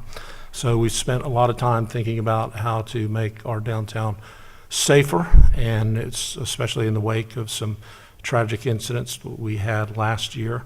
At our meeting on the 23rd of January, we unanimously passed on first read the 2 proposed code changes. We directed, as council, the staff to work with business owners and stakeholders to see what modifications we might make to lessen any financial impact that there is to businesses. We gave a lot of lead time into this meeting today. I can report that there have been a number of meetings, one-on-one and large presentations as well. We've made several changes to the after midnight alcohol sales ordinance, and we're going to hear a presentation on how we got here and what the proposed changes are from the DDB as well as OPD. So David, you want to start us off? And then we have plenty of testimony. Absolutely. Thank you, Mayor. All right. I don't know if we're up yet, but I'll start talking while we get going, and hopefully it will show up. So good afternoon, Council. We know each other. For anyone here that doesn't know me, my name is David Barilla. I'm the Assistant Director of the Downtown Development Board and Community Redevelopment Agency. As a quick overview of what we'll cover here over the next several minutes, I'll start by just going over the evolution of downtown to a large extent. Mayor, what you described that's happened over the past 10, 15, and to some extent even 20 years. An outreach recap really from what how we came together with stakeholders since the last meeting in January. Some public feedback that we've received since that point on since those meetings on that context. Then the chief will discuss violent crime and the police resources dedicated to downtown at night. Alex Cardin, Chief City Attorney, will cover the nightclub moratorium. And then specifically the after midnight permit on the 3 specific areas that, as we worked with stakeholders and business owners precisely on these, that we heard from them as being areas of concern. Those being the extra duty policing and the costs associated with that, the weapons detection system requirements, and then the structure of the permit itself. Finally, I will be back just to talk about the resources that we've also been able to make available to help with those items and some other downtown initiatives that are on the way or immediately on the horizon. So over the past several years, together we've accomplished a lot of things. The mayor really underscored these, but downtown Orlando was not left out of reurbanization by any means. We saw our population in downtown more than double. We have over 20,000 people living in downtown at night, downtown period. Hopefully they're there at night if they live there. And in that context has obviously changed and created so many opportunities, not only for businesses to serve those people who live here, but also for those people to patronize the businesses that we have. We've added world-class community venues. So we play outside of our league in the community venues that we have. We're so fortunate to have the Dr. Phillips Center, the Amway Center, the Exploria Stadium in the Camping World, the fully reconstructed Camping World Stadium, so we can host things like the mayor mentioned, March Madness, which transformed this weekend and parts of last week, or Wicked at Dr. Phillips, which if you saw in January, brought so many different types of people to come and enjoy downtown. We've added green space. Commissioner Gray mentioned the OEP event that was just, I think, last week or maybe the week before. That was at Luminary Green, and just being able to showcase the amount of changes and additions to downtown. Constitution Green, which was added, and obviously Lake Eola Park, which we had some initial funding just approved today. And finally, in this context, obviously welcoming UCF and Valencia College to downtown. That is one immense achievement that I know we all know, but that has really transformed the type and style of patrons that we have in downtown both day and night, and continuing to make sure that they can thrive and continue to grow here, not only through their college years, but also through their career years, is obviously of continual concern. Mayor, you mentioned the term foundation, and I think that really points to the core of what we're talking about, because we've built an exceptionally strong foundation. But I think many people, even those in this room, would concur that we have more work that we need to do. These next several slides are from Project DTO 2.0, which that presentation you'll recall, we had several members of both city staff as well as the project team before you late last year. And I wanted to go through just a couple of them because as I was looking at them, it became very apparent how the specific things that we're talking about today tie in to the very big pictures of the next transformation of downtown that we're working on. So downtown, as you may recall, as we mentioned there, is the heart of the city and the region. When you look at downtowns across the country, or look at regions, I should say, across the country, you find very strong downtowns at their center. These are places that we compete against when we're looking to bring in corporations or even having people to live in the new economy that we have where we have so much remote work. And if downtown is going to continue to be the heart of the city and the region, it has to thrive. Without a thriving downtown, all the successes that our region has had potentially could not be as successful as they have been in the future. And this is kind of what was that enlightening moment for me when I went through it, is because for downtown Orlando's long-term success, we must prioritize our future as a thriving downtown, a vibrant, walkable, economically viable, cultural destination for Orlandoans. So normally when I give this presentation, I'm talking about really getting people excited about the big picture changes that are coming forward with Project DTO 2.0, the fully reconstruction of our right-of-ways, not only in the mobility component, but also in our sidewalks, getting people excited about the new gateway on the south side of downtown. And you start talking about the growing pains that going through those big, large construction components can be painstaking, but you look into the future and you see those great visuals coming to reality, and you know it's worth it. The things that we're talking about today, they're part of those growing pains as well. It's part of, as I say, setting the table for kind of the next evolution of downtown to come, where we can have a thriving residential district work well with a thriving commercial district and all those things that come in between. So as the last item, the Project DTO components, I wanted to just go through high level some of the big picture items that are going along with that plan because they obviously, as I just mentioned, play in large scale to what we're talking about today. Downtown should be a place for all people. We talked a lot about that, acknowledging ways for people of all means to be able to be a part of downtown, which ultimately comes entail with acknowledging what they have to offer. Some of that is financial. People can make investments in downtown and that's needed. Other components is acknowledging the talent they have, maybe for starting a business, or maybe the creativity, the art that they can contribute to the community, and finding ways for them to have a place here and call downtown home. Downtown should be personified by a vital street system and transit network. We all talked about at length what a two-way system means for downtown. Ultimately, what it comes down to me is access. A downtown that is not accessible is a downtown that is not able to thrive. And a business that doesn't have access, or show me a business that doesn't have access, and I'll show you a business that probably won't be there very long. So undertaking the large-scale retransformation of our mobility system is at the heart of things that we're talking about. Downtown should be exceptional every day, and I'll add every night to that. That should be those big nights like we had this weekend with March Madness or Wicked, like I mentioned, or even City Council Monday should be an exceptional day that you can have in downtown Orlando. Downtown should be a neighborhood of diverse district and corridors. You heard me mention reurbanization, but acknowledging that downtown has changed. It is a neighborhood of districts now that people want to live here and are looking for more and different types of businesses to be able to allow that to continually flourish. And as the mayor mentioned, have that right mix of uses so both things can cohesively exist in the right amount. And then finally, downtown should be the cultural hub of the region. With the types of amenities and cultural investments that we've made, we are that, and we need to continually be that.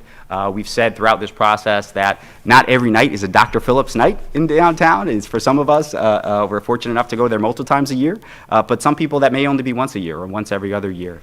But we're looking at ways to make downtown exceptional every night. That's things so that you can have just unexpected experiences, positive experiences, I should say, new art galleries, new things that make downtown the destination just by happenstance, not by planning. So if you don't have safety, all of those things that I just covered really are not feasible. Safety is painted with a very broad brush. No one often says, well, I don't feel safe in downtown between 12 p.m. and 3 a.m. They say I don't feel safe in downtown. Period. And that starts to affect a number of different things. It starts to affect, the viability of businesses at those period of time. It also starts to affect our ability to recruit businesses to be here, and then ultimately, potentially, in people being willing and excited to live here. Since, as the mayor mentioned, the very unfortunate tragedy where veteran Joseph Torres was murdered in downtown Orlando, we have been working tirelessly. I can tell you our CRA staff, as well as the economic development teams and OPD, have been meeting weekly. And we've tried a number of different things over that period of time to really make impacts on safety at night. I've listed some of them on the screen. Coordinated entry is one of them that we actually activated just this past week for St. Patrick's Day. That involves using weapons detection canines to basically operate downtown as an event. So people coming to downtown kind of greeted the same way they would, very similarly, I should say, to the way they would to a large event at Amway Center or somewhere similarly. There's also additional OPD that's present as well, and additional security guards to enhance the level of safety. We've enhanced our code enforcement team that is specifically focused on downtown and specifically at night. That team several years ago, we didn't have a specifically designated team, quite frankly. Now that team is up to 5 people. It's 4 code enforcement officers as well as a manager or a supervisor. We spent over $1 million on lighting enhancements in our downtown core and the surrounding area, changing out the sodium lights to LED lights. So we have the appropriate amount of lighting to create a safe environment. We've worked hand in hand with OPD to enhance the level of OPD officers that have been available to dedicate time and energy working the streets in downtown at night. And we've made grants available, specifically safe grants that we offer to partner with our businesses so they can enhance their weapons detection systems, their ID detection systems, and add cameras to their establishments as well. And then sidewalk cafe grants so they can improve the exterior of the businesses and what people ultimately see when they're visiting downtown.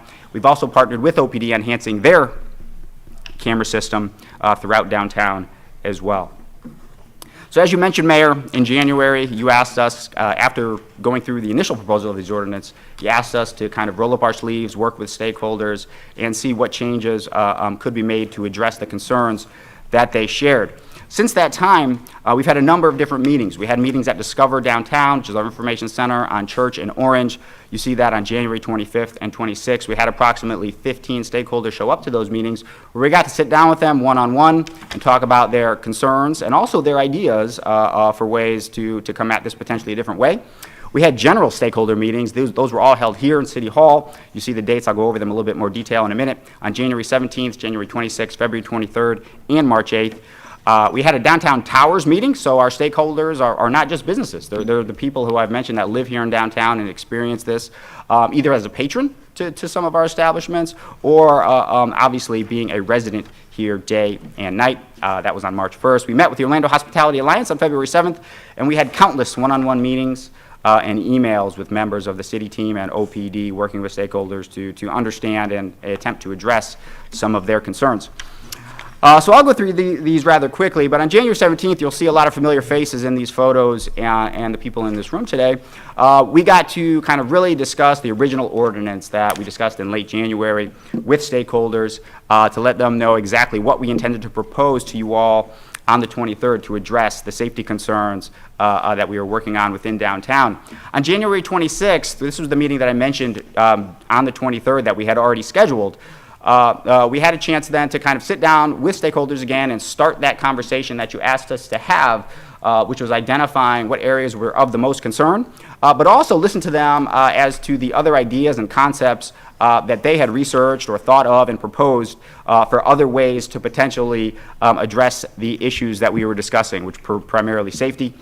On February 23rd, we had the opportunity then to really focus in on the ordinance in and of itself, focusing on those actually, Commissioner Hill came to one of the first meeting I think we had and really kind of encouraged everyone to focus specifically on the ordinance, and we did that on February 23rd, rolling up our sleeves, talking about the specifics of the ordinance and what areas we thought they had the most opportunity to change in order to address their concerns. And then finally on March 8th, to share what the result of all those conversations were, and ultimately the proposal that we have for your consideration today. Also intertwined in there was March 1st. This is a photo of the Abbey where we had a community event. If you look closely, you'll see Commissioner Sheehan up there kind of on the right side of the stage. We met with a number of different residents in all of our downtown towers who were very interested into the conversations that are being had and obviously are concerned about the challenges not only that they personally see as being a resident of downtown, but also, as I mentioned, as a patron we heard of these establishments. So finally, on this component, you may recall when I was before you in January, I showed a series of social media comments, really disheartening social media comments, because they transcend our city lines, they transcend our state lines, they transcend our country lines, sharing about people and their experiences in downtown, some who had businesses here and who are no longer here due to what they determined as, just an out-of-control environment at night. Others who experienced theft or just unfortunate situations and how they didn't want to come back. And obviously, we didn't want to show those, but there's been another kind of wave of feedback that I know most of us have seen about downtown, focusing on safety.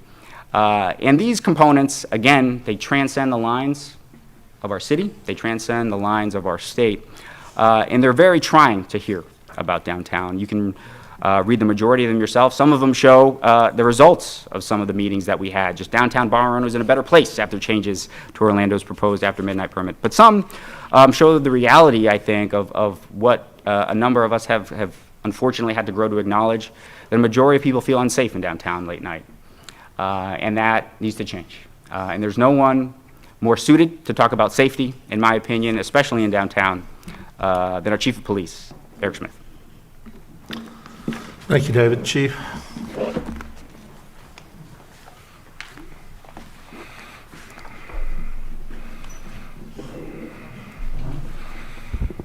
Thank you, David.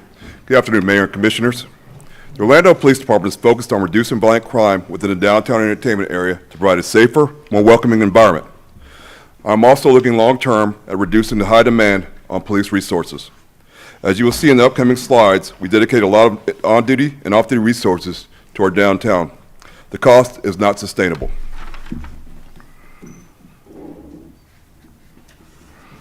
The following slides reflect the crime stats we've been making you aware of as it relates to the permit.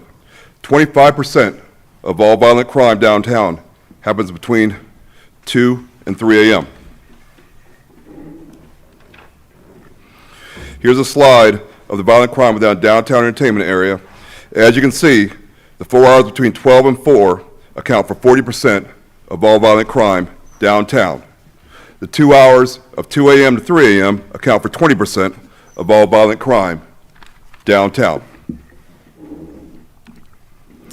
Here's a comparison from 8 p.m. to midnight and to midnight to 4 a.m. As you can see, the crime almost doubles as we get into the later hours.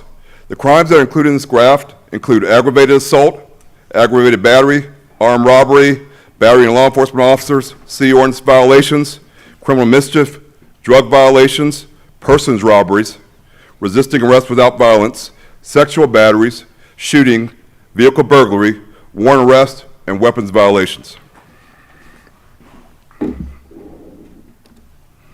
Here's our shootings in downtown. In 2021, from the hours of 8 to midnight, we had 4 shootings. In the same year, from 12 to 4 o'clock in the morning, we had 13 shootings. The shootings were reduced in 2022. From 8 to midnight, we had 1 shooting, but from midnight to 4 a.m., we had 8 shootings, a substantial increase.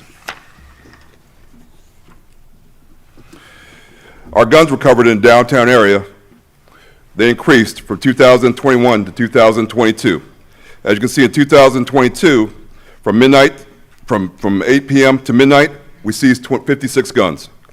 From midnight to 4 a.m., we seized 127 guns. This led us to causing a surge of officers after midnight. So in October, we started our surge operation that ran from October to December and is still going today. This caused a 70% decrease in the amount of crime downtown. The surge, however, is not sustainable. Here's the on-duty units that OPD provides downtown.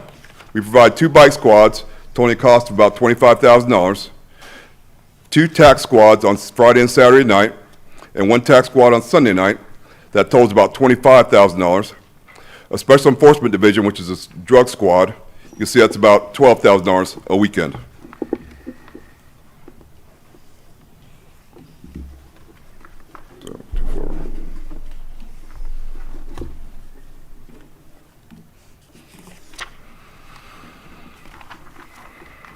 All right, 1 slide's missing. All right, so our total on-duty resources is about $61,000 per weekend for on-duty officers. Our total of off-duty resources is about $40,000 per weekend. This equates to more than $5.2 million of OPD resources alone that are used in downtown. Next up is our City Chief Assistant City Attorney, Alex Carden.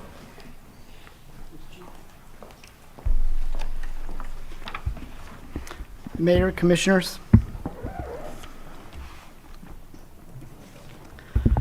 So we have 2 ordinances before the commission today, before the council today. We have first the nightclub moratorium. This is a temporary 6-month moratorium, which would go into effect today if passed.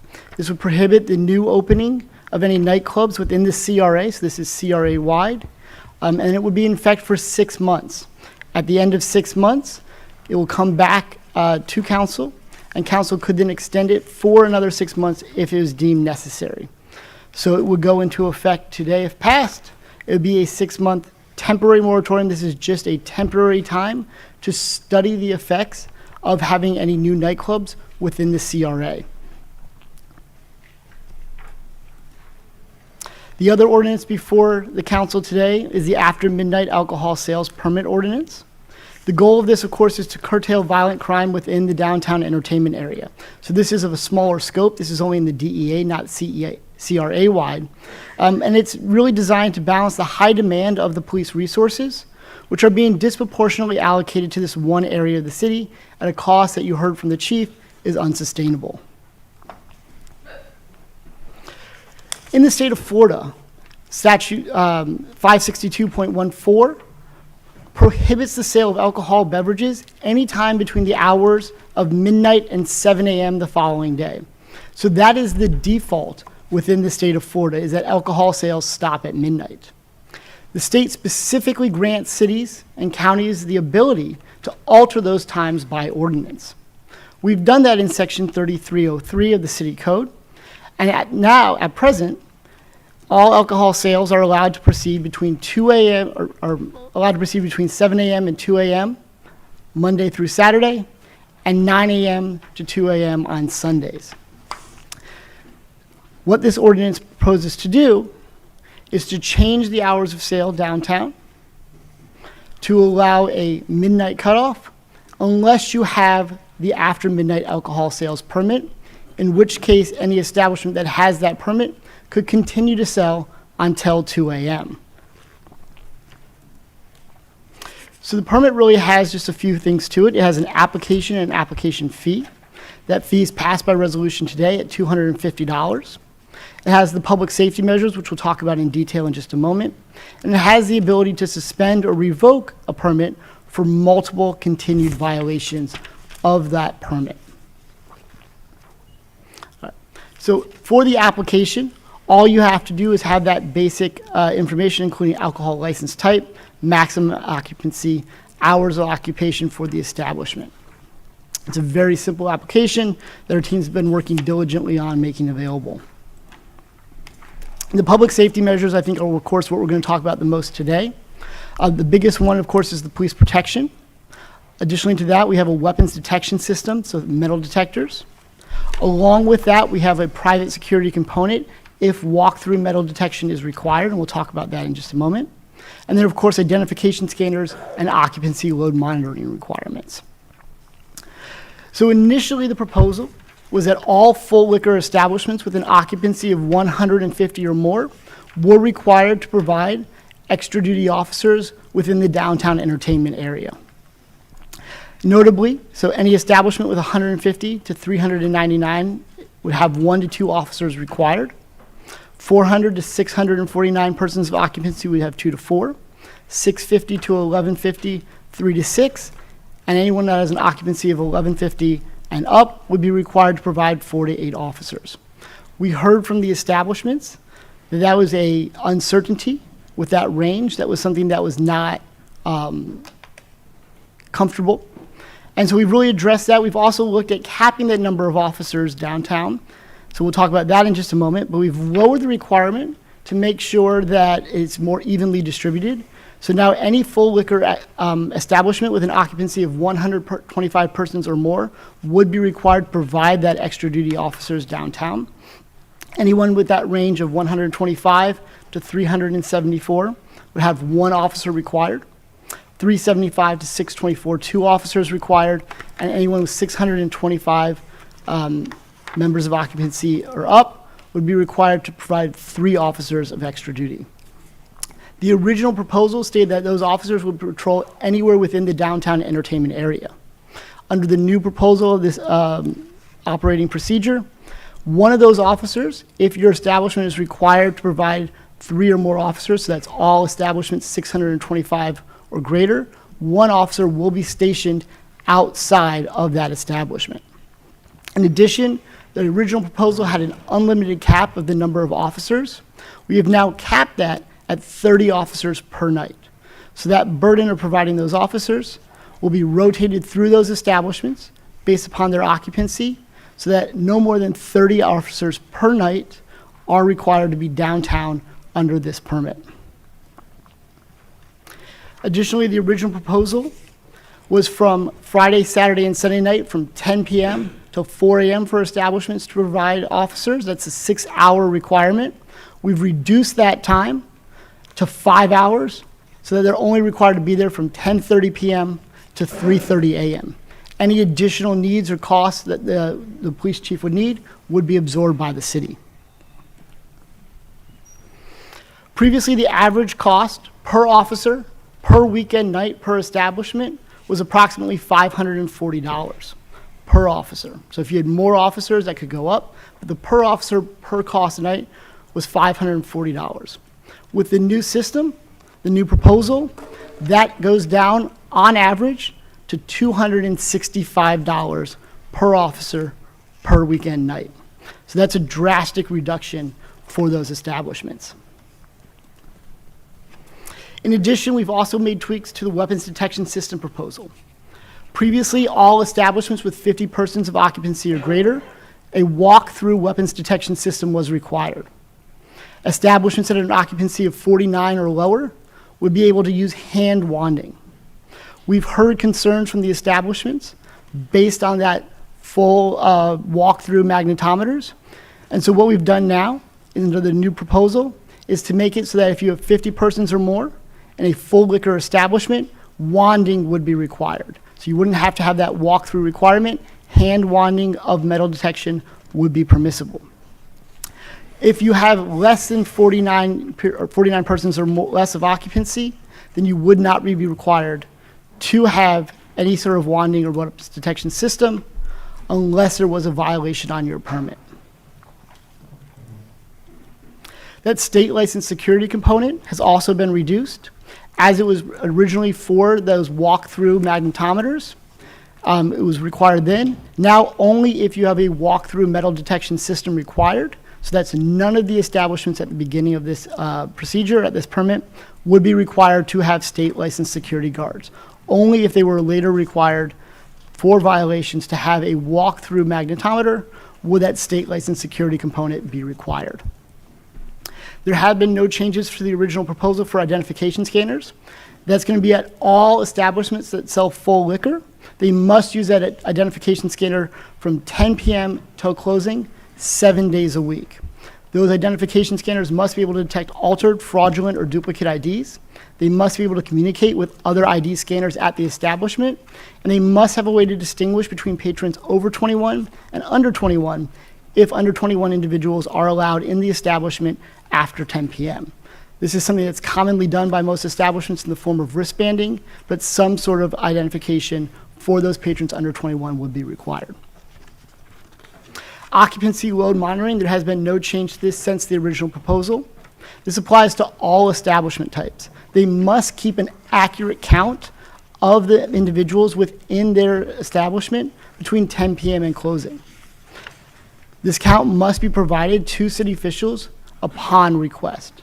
This is a really big important component of this so that we make sure that those occupancy that the fire department has really gone through and made sure that they're all up to date is not being exceeded. The last thing we want is, in the case of an emergency, individuals not being able to get out in a timely fashion because there's overcrowding at an establishment. One of the other big changes that we have to the ordinance is the reduction in the number of violations and really focusing in on those that relate directly to public safety. So instead of having 6 code violation protections before, we're down to 2. We previously had this laundry list of Florida statutes that violations could prove to be a suspension or revocation of the permit. That is now down to just the most serious ones that should not be going on at any establishment.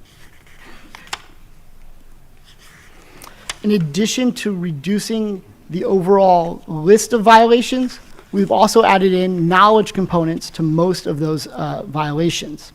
So not only do you have to have a violation, we have to prove for most of these violations that the establishment, its staff, or its promoters knowingly, recklessly, or with gross negligence, or in other cases with negligence, allowed this to occur at their establishment.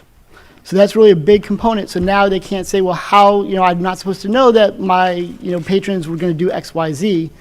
They need to prevent that unless it's going to be done negligently or knowingly, recklessly, or with gross negligence. So that component is really a big change to make sure that we're holding them accountable when they should be accountable and not for something that they couldn't predict.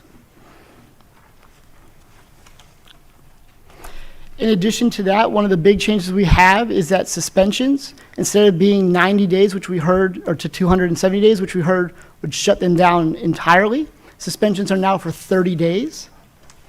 And in addition to that, there's going to be a hearing, instead of just before the code enforcement manager, to a hearing official appointed by the city. There will always be notice and opportunity to be heard at that hearing by the hearing officer appointed by the city for that purpose. So there was no suspensions or revocations that are going to be heard, that are going to happen without an opportunity for that establishment to be heard. In addition, before the only possible appeal was to the code enforcement board, but now, before a suspension or after a suspension, an establishment can submit a plan to the city that cures the violation. For instance, if an establishment was allowing individuals in without wanding, if that establishment identified the issue, terminated the employee, and put in, for example, a secondary employee to monitor to make sure that it's not one employee rogue allowing people to violate the terms of the permit again, that's something that might cure that violation. And if they do that violation and they cure that before the suspension hearing, the suspension would not take effect. So they wouldn't even be suspended as long as they're able to cure. Because the goal is compliance with the permit. It's not trying to shut any businesses down. It's compliance with the permit and to make sure that we're providing for a safe environment for all of our patrons and residents in the downtown area. Revocation used to be 6 or more violations within a consecutive 12-month period. Now for a revocation, your permit must be suspended 3 times within a consecutive 12-month period. So not only is that those 3 times, you have to have those multiple chances for it to be suspended twice priorly, that also means that it was not cured prior to a suspension going into effect. So unless a establishment is truly a bad actor, revocation is not something that is very likely. Finally, the timeline for this, of course, if this would go into effect today, if passed, on May 1st, the moratorium goes into effect today, if passed. The permit ordinance, the after midnight alcohol sales permit, will go into effect May 1st. The SAFE program, of course, bonus incentive is through May 1st. At 6 months, the moratorium would expire on September 20th, which could be extended by council for an additional 6 months if required. On March 20th, that 6-month extension would run out if it was approved by council. And then in September of 2024, the standard operating procedure under the alcohol sales permit will come back for council review. With that, I'm going to turn it back over to David Barilla. Thanks, Alex. So now, just to close, I wanted to remind everyone of the opportunities we have to come alongside our businesses and absorb a significant amount of the costs associated with the items that this permit could ultimately require.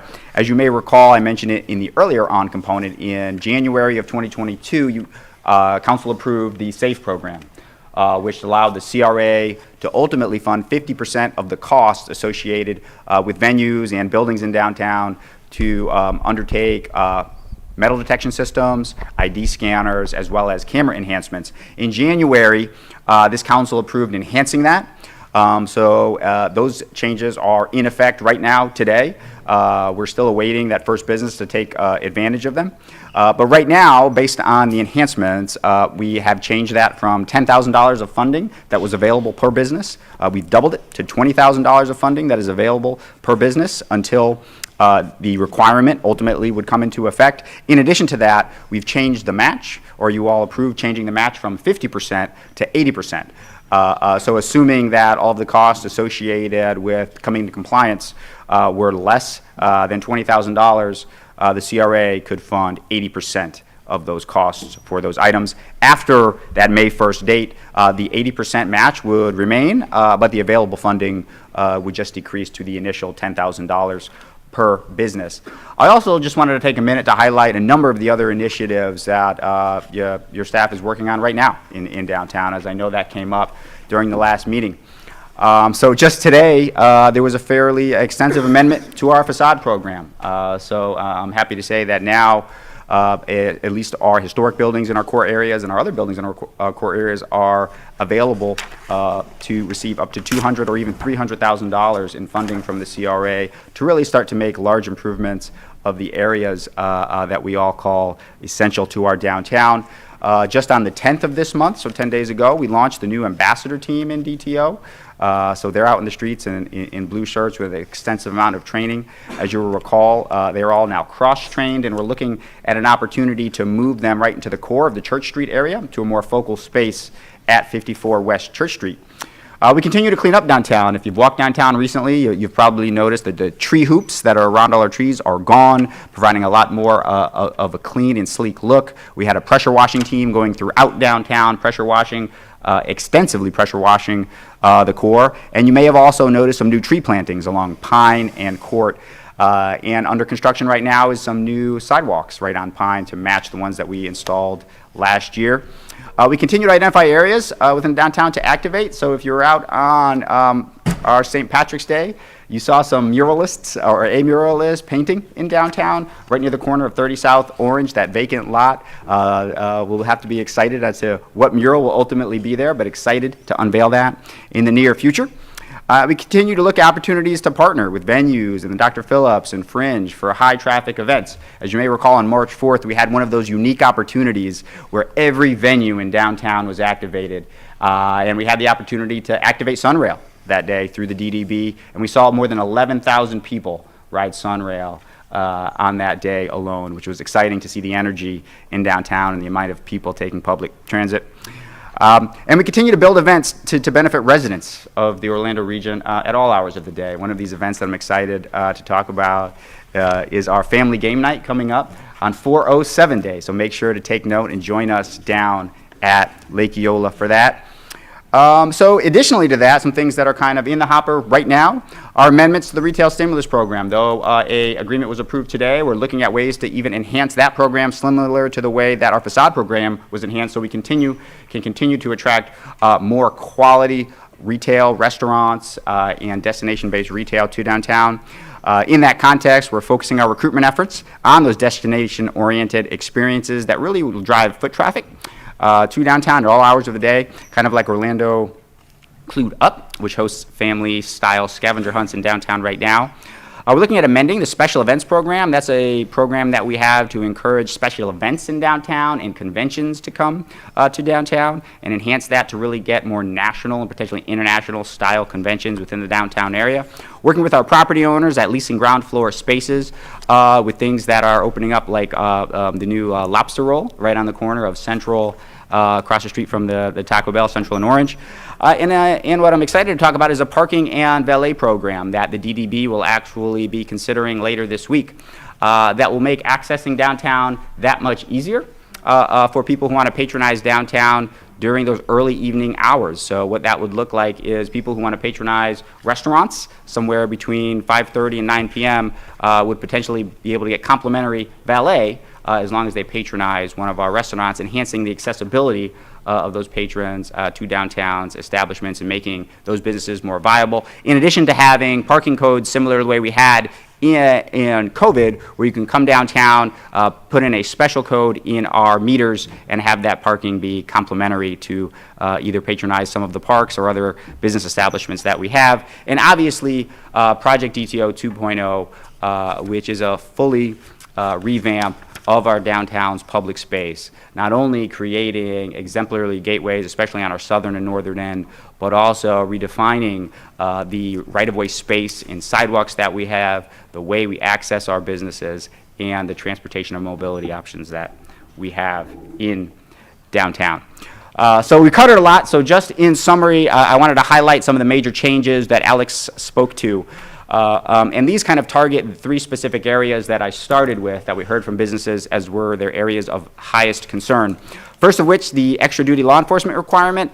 The changes that Alex highlighted had an approximately 50% reduction in the cost structure. The weapons detection component, going from the stationary wands down to wand styles.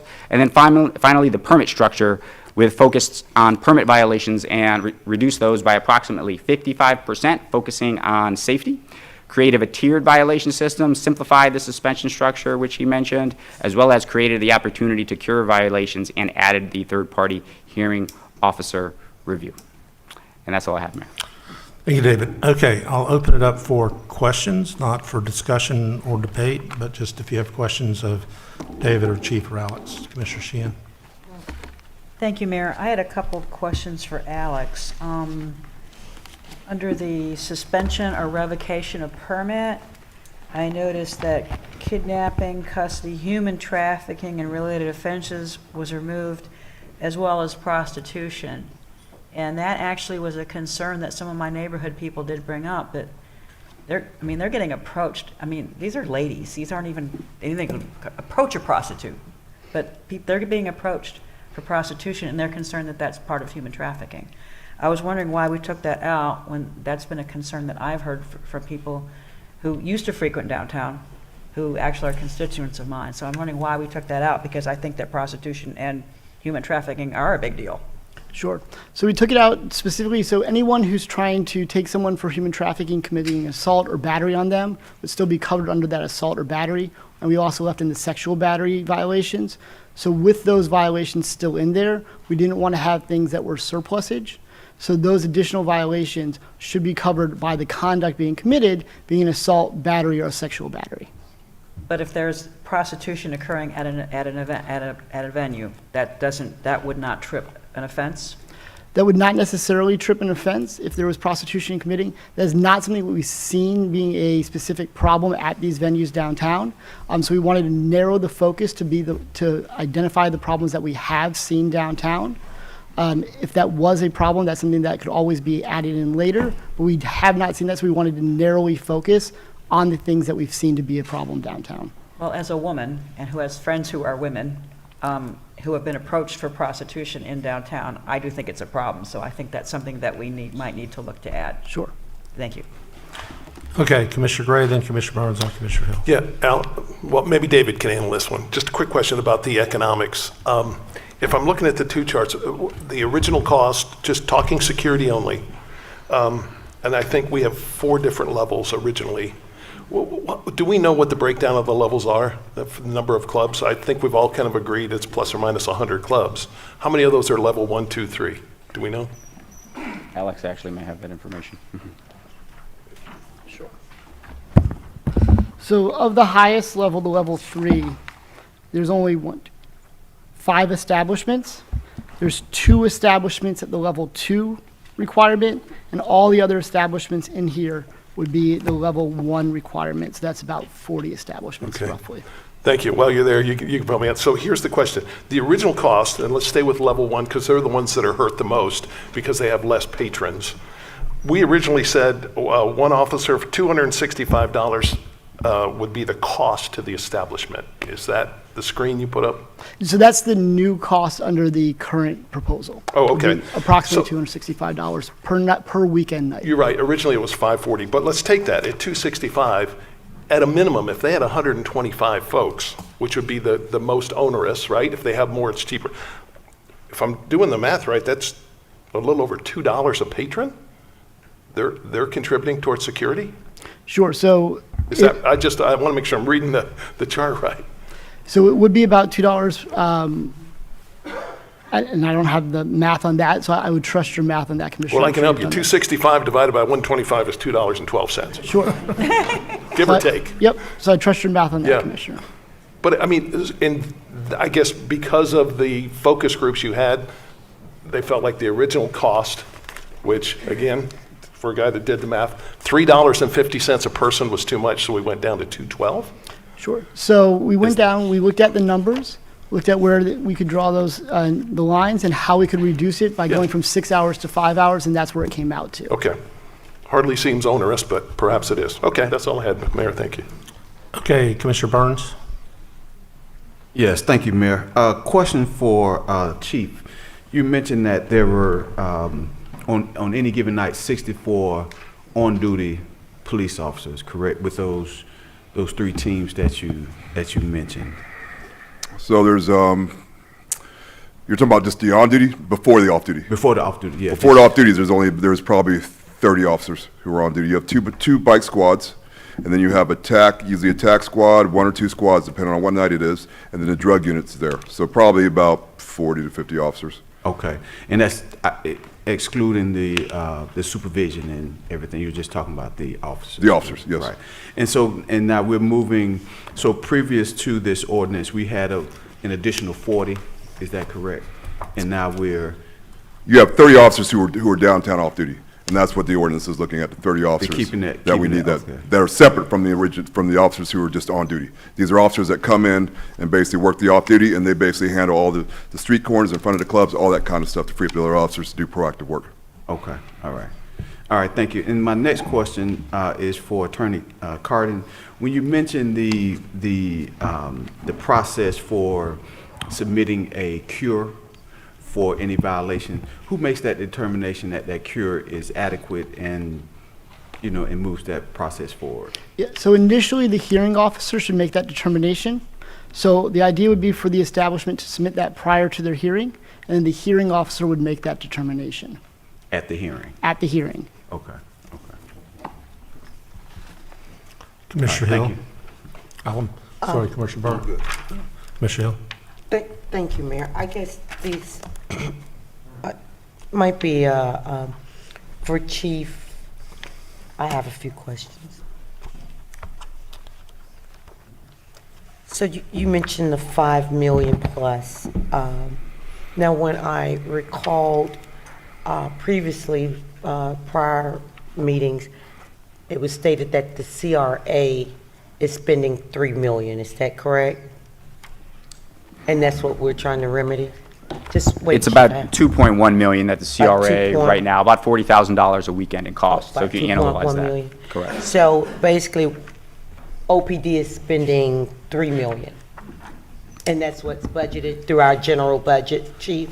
Yes, Or ma'am. your general budget? Yes, ma'am. So, okay, so that's what we're trying to remedy. I guess the other component with the officers, especially large establishments, that will have a officer specifically to their establishment, right? They will be there inside with the other off-duty officers and security, or where will they be located? Our officers are not inside, they're in front of the establishment. So they'll be in front of the establishment, the ones that's gonna be part of this. But I was more so speaking to the one that you say was specifically go to those establishments with, I think, three officers. The rest of the officers, like if a club, for example, has 4 officers, one officer stays at the establishment outside front, they're not inside it, the club or bar, whatever it is. The other officers are assigned to the corner near it, like at Washington and Orange, Central and Orange, Pine and Orange, on Garland when we shut down the road. They're the officers there that basically control the roadway, to keep anything from happening there, and they're the corner officers. They respond to all the things that happen in between the streets. So will they be parallel and perpendicular, or just Orange Avenue specifically? Orange Avenue, Magnolia, we do control some of Garland coming into downtown. So basically, it's just pretty much a square. So you go from Magnolia down to Orange Avenue, then down to Garland. So we pretty much control the whole area. So they'll be on corners? They're on corners. They're on main corners, intersections that are leading into downtown. And no disrespect, how would that assist some of the club owners that are paying for officers that don't have corner locations? So that if something happened, they'll run down to the establishment, or are they gonna be in between versus 4 or 5 on one corner? Are they gonna be roaming, or? No, basically how we do, we have multiple officers downtown. So let's say Washington and Orange. There's 2 officers at Washington and Orange. They handle everything on the corner. Their vehicles are also used to stop for vehicle boarding taxis and shut down the road, keep people from driving into downtown. There's other officers that basically walk between the intersections and the corners. So if you're saying Washington and Orange, the next major intersection is like Wall and Orange, and then you have Central and Orange. So you have officers who walk back and forth looking for things happening in between. You have fights that break out. Roaming. Yeah, they have roamers. These 30 will be roamers, because you already got 30, that's part of your general fund. These 30 will basically take care of the roads and the roaming. The other officers that are down there are like bike officers. So they'll respond to, let's say there's a fight that's called out by the History Center. The bike officers respond to those kind of calls. So the 2 squads on bikes, they handle everything in between. There's a fight in the parking garage. There's somebody who maybe said to have a gun on Magnolia. They respond to that because they get there quicker. So they're handling everything that happens downtown, the same as attack units and drug units. They respond to all that downtown, plus being proactive. These 30 officers that are in this permit are basically the ones that control the intersections. They walk between the corners. They move around to where the nightclubs and bars are. Gotcha. But if something goes on, like somebody calls in a huge fight somewhere that's a little bit off of where we are, the bike cops go to that and they handle that because they have the quick response time to get to that. Okay, thank you. The other question, I guess, was chapter 893. That's the drug chapter. Yes, Yep. yes, sir. It seemed like, I mean, are we gonna penalize them for not reporting, or for a bad character to come in that might have some drugs or marijuana or whatever and want to light up or sell? I mean, they're not trained to be officers to arrest inside the establishments, and how can we really charge them for folks coming? I see the firearms because they are responsible for waving and make sure firearms coming in. Somebody drunk or just see someone they don't like and they want to get into a fight, I mean, how are just basic disorderly conduct. I mean, you know, with yourself, just cursing, that's disorderly, right? I've smelled marijuana throughout the community, even unfortunately in some of our venues, and you have too. How can they stop that? And So basically, is that going to be at your discretion? If I can see if they're letting this occur and they're not reporting, of yeah, course. so basically how it works for most of the time we get these calls for people smoking weed or cannabis. Someone calls in and says, hey, there's 3 people in this club that are smoking marijuana or cannabis. We get it as a call for service and we respond to it, which is illegal. You can't smoke inside a bar club, and then they respond, they call us for service. We don't walk around a bar like, oh, does this person have something in their pockets and all that kind of stuff, but we will respond to those kind of calls, and that's how we would handle it. No, I was more so talking about the owners. It's their duty to report, but why are we gonna penalize them after they report seeing these things happening?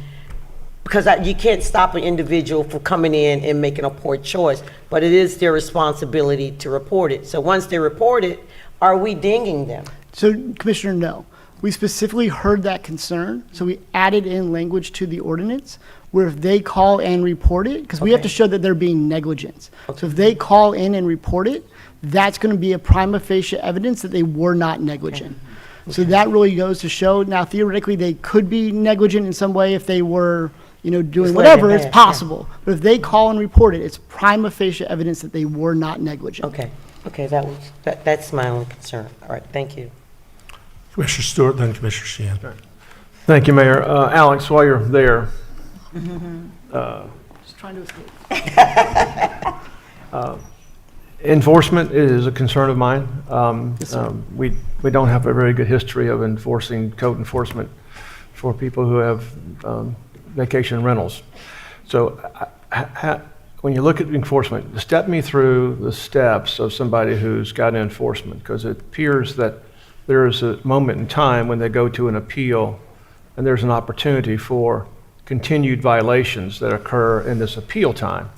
Much like today with somebody gets turned in for Airbnb, it doesn't get to code enforcement for what could be almost 2 months, and now there's 2 months of opportunity for them to continue to violate the ordinance until code enforcement makes an action. So help me out with the process to make sure that we have a fair way to enforce quickly. Yep. So that was certainly a concern of ours. So we want to make sure that we enforce quickly, but we want to make sure that they have an opportunity to be heard as well for that due process component. So if our police officers or code enforcement officers or our fire marshal sees an action that constitutes a violation, and those violations add up to enough violations to constitute suspension, then our code enforcement manager will give them notice. They will have 7 days notice for a hearing in front of the code enforcement in front of the hearing officer appointed by the city. It used to be the code enforcement manager. We've changed that to a hearing officer. So they'll have that 7 days notice. And then, yes, they would be able to operate for that 7 days. But then after that 7 days, if the hearing officer finds that they are in violation, that permit would be suspended at that time. So it's not something that's going to drag on for 6, 12, or 2 months or whatever the case is. It's going to have a meaningful opportunity to be heard in front of a hearing officer, but it will be swift to make sure that establishments that are not acting in good faith have their permit suspended in due order. And so the permit is suspended while they're effectively in appeal? Right. So if they were to appeal, it would be suspended during that course of the appeal to the Code Enforcement Board. So it would not stay the suspension. Now, during that time, they could still submit a plan to cure the violation because, right, the goal, of course, is compliance and safety, but they would not stay while they appealed to the Code Enforcement Board. I guess my concern is around noise. Yes. So you have a noise ordinance, and the remedy is, I promise I won't do it again, and then there's 7 days of having a chance to doing noise at the same time. I mean, it seems to me there ought to be some kind of onerous onerous process for those who are intentionally trying to violate. Sure. So it is important to balance, of course, but now all of those violations that occur, if they committed 3 more violations, that would be theoretically another suspension. And if they did 3 more violations, right, so that's 7 days. If they did 6 additional violations within that time period, then they could be suspended once, suspended twice, suspended 3 times, and that third suspension is a revocation. And that would shut them down for a year after midnight under the permit. So there is still teeth to it. During those 7 days, it's not like, oh, you have a 7-day free period. Those suspensions or those violations would still count against them. But we do want to make sure there is an opportunity to be heard for that due process requirement. Yeah, I mean, challenge I have is that when somebody comes in with who intends to commit a crime, yes, then there's probably not a lot you can do except to prove that the guy was wanted or wasn't wanted, whatever that may be. But noise is a little different kind of concern, because noise is one of those things where you're in violation, you turn it down, they turn it back up again, you're in violation, turn it back down again. And all of a sudden that continues to go on, then we effectively have not made a major change in terms of the impact of noise in the downtown. Sure. And of course, not only would the establishment now bear this potential liability under a suspension or revocation of their permit, our other codes still, of course, apply. So the individual who's creating that noise would be subject to all the other penalties for those violations under the city code. So this isn't saying that this replaces those other violations of the city code, so those other individuals would still be cited and still have those codes enforced against them. All right, thank you. Thank you, Commissioner. Mr. Sheehan, were you back on? I just had one more follow-up. Okay. One more, too. Yeah, I had one more. I had a couple follow-ups. So, David, you said under the SAFE funding that no one has applied yet? We've had pre-app meetings, which is the first step. We do not have any full formal applications just yet. Okay, so nobody's being proactive in terms of taking advantage of the processes that we're trying to help them to make the venue safer. I think they're trying to find out more information, Commissioner, but we don't have any full takers just yet from that community. And how long has this been offered? January of 2022. Wow, okay. I was curious about that. And I don't know if this is for you or for Alex, but noise is again a huge concern in my district, and because people live there, and the difficulty is measuring and what's an ambient bass, and if it's already really noisy and it's not noisy enough and it's not for long enough. I mean, it's kind of ridiculous because it seems like the residents have to continually call, and it's not noisy enough yet. You drive by and it's like deafening. So I don't understand why there's this inconsistency in the measurement of the noise, because I mean I can hear it when I'm coming down through Thornton Park, and they're having issues and problems. So I guess my concern is that we're writing a noise ordinance, but are we going to enforce it? And a lot of them are the rooftop bars, and they don't seem to have any interest in in complying. I just want to make sure that we're actually dealing with the noise, because I think the noise and the mean preachers and this, screaming at people when they come to downtown, I think that just starts to set the tone for the lawlessness. And again, broken window theory, when you allow one thing to happen, something else is going to happen. So I just want to make sure that we're being consistent in the way that we measure these problems, in the way, and that the residents of the Waverly or the residents, throughout downtown, they get so frustrated because nothing ever gets done. The residents at the Solaire, they get very frustrated because it seems like nothing's getting done. And I want to figure out a way that we can enforce it and help them, because it is a problem. So the simple answer to that question is yes, Commissioner, which you may have recalled me mentioning initially. Up until very recently, there was no dedicated officers from a code enforcement specifically to downtown. That unit is now up to 5. Now that took some time to build, obviously, with the staffing challenges that we face, as long with many other businesses out there. But code is actively out there downtown, specifically at night now. They're submitting reports on what businesses that they're visiting, the results of those, and having everyone trained on you're referring to the different ways you can get B and then C types of sound that can ultimately get read and how that gets done. So code has been very proactive and is already out there, but also standing by at the ready to ultimately enforce the components of this ordinance should it get approved. Commissioner Ortiz and Commissioner Hill. Thank you, sir. God bless everybody. It's awesome to see you all here. Which every time we have something, minor, and see the whole community here, because we're going to solve this together. Anyhow, our downtown is a jewel, and our jewel has a little bit of dirt over it, and we have to clean it up. So let's work on this. I have quite a few questions, David. Let's start with the officer's cost. Clarify something for me. Is my understanding we're going to be paying the 90 plus the $9 fee, which is $99 an hour, right? I gotta leave that to the chief. It's a $90 rate. I believe the fee is associated with that additional fee. Plus administration fee, so it's 99? Yeah, that's correct. Okay, thank you. So, and officers will be working 5 hours each, right? Yes. Okay. So one officer should cost approximately $495 for one night. Correct. Okay. So why do we have here, it says $265? So one of the other components of that was mentioned is there's a cap on officers. So in the initial proposal, as the chief mentioned, he was usually utilizing 30 officers in downtown at night. The original proposal did not have a cap on the amount of officers that could be required. So as you may recall, there was different tiers and then there was ranges of officers that would ultimately be required. One of the things that the stakeholders, or the businesses I should say, brought up was that could add up to more than the 30 officers that the chief was requiring, which was accurate. So in the new proposal, there is a cap on the officers required at 30. So what happens in that math is that though if you did it a specific component, you heard Alex mention before, there's about 40 in the lowest tier and then several above that, you primarily get one night that you're not paying for because you wind up hitting the cap of officers that are required. So that's how the cost effectively went from the 540, or one of the components that went from 540 to the 265. We are replacing 30 officers that the CRA right now is paying for. Correct.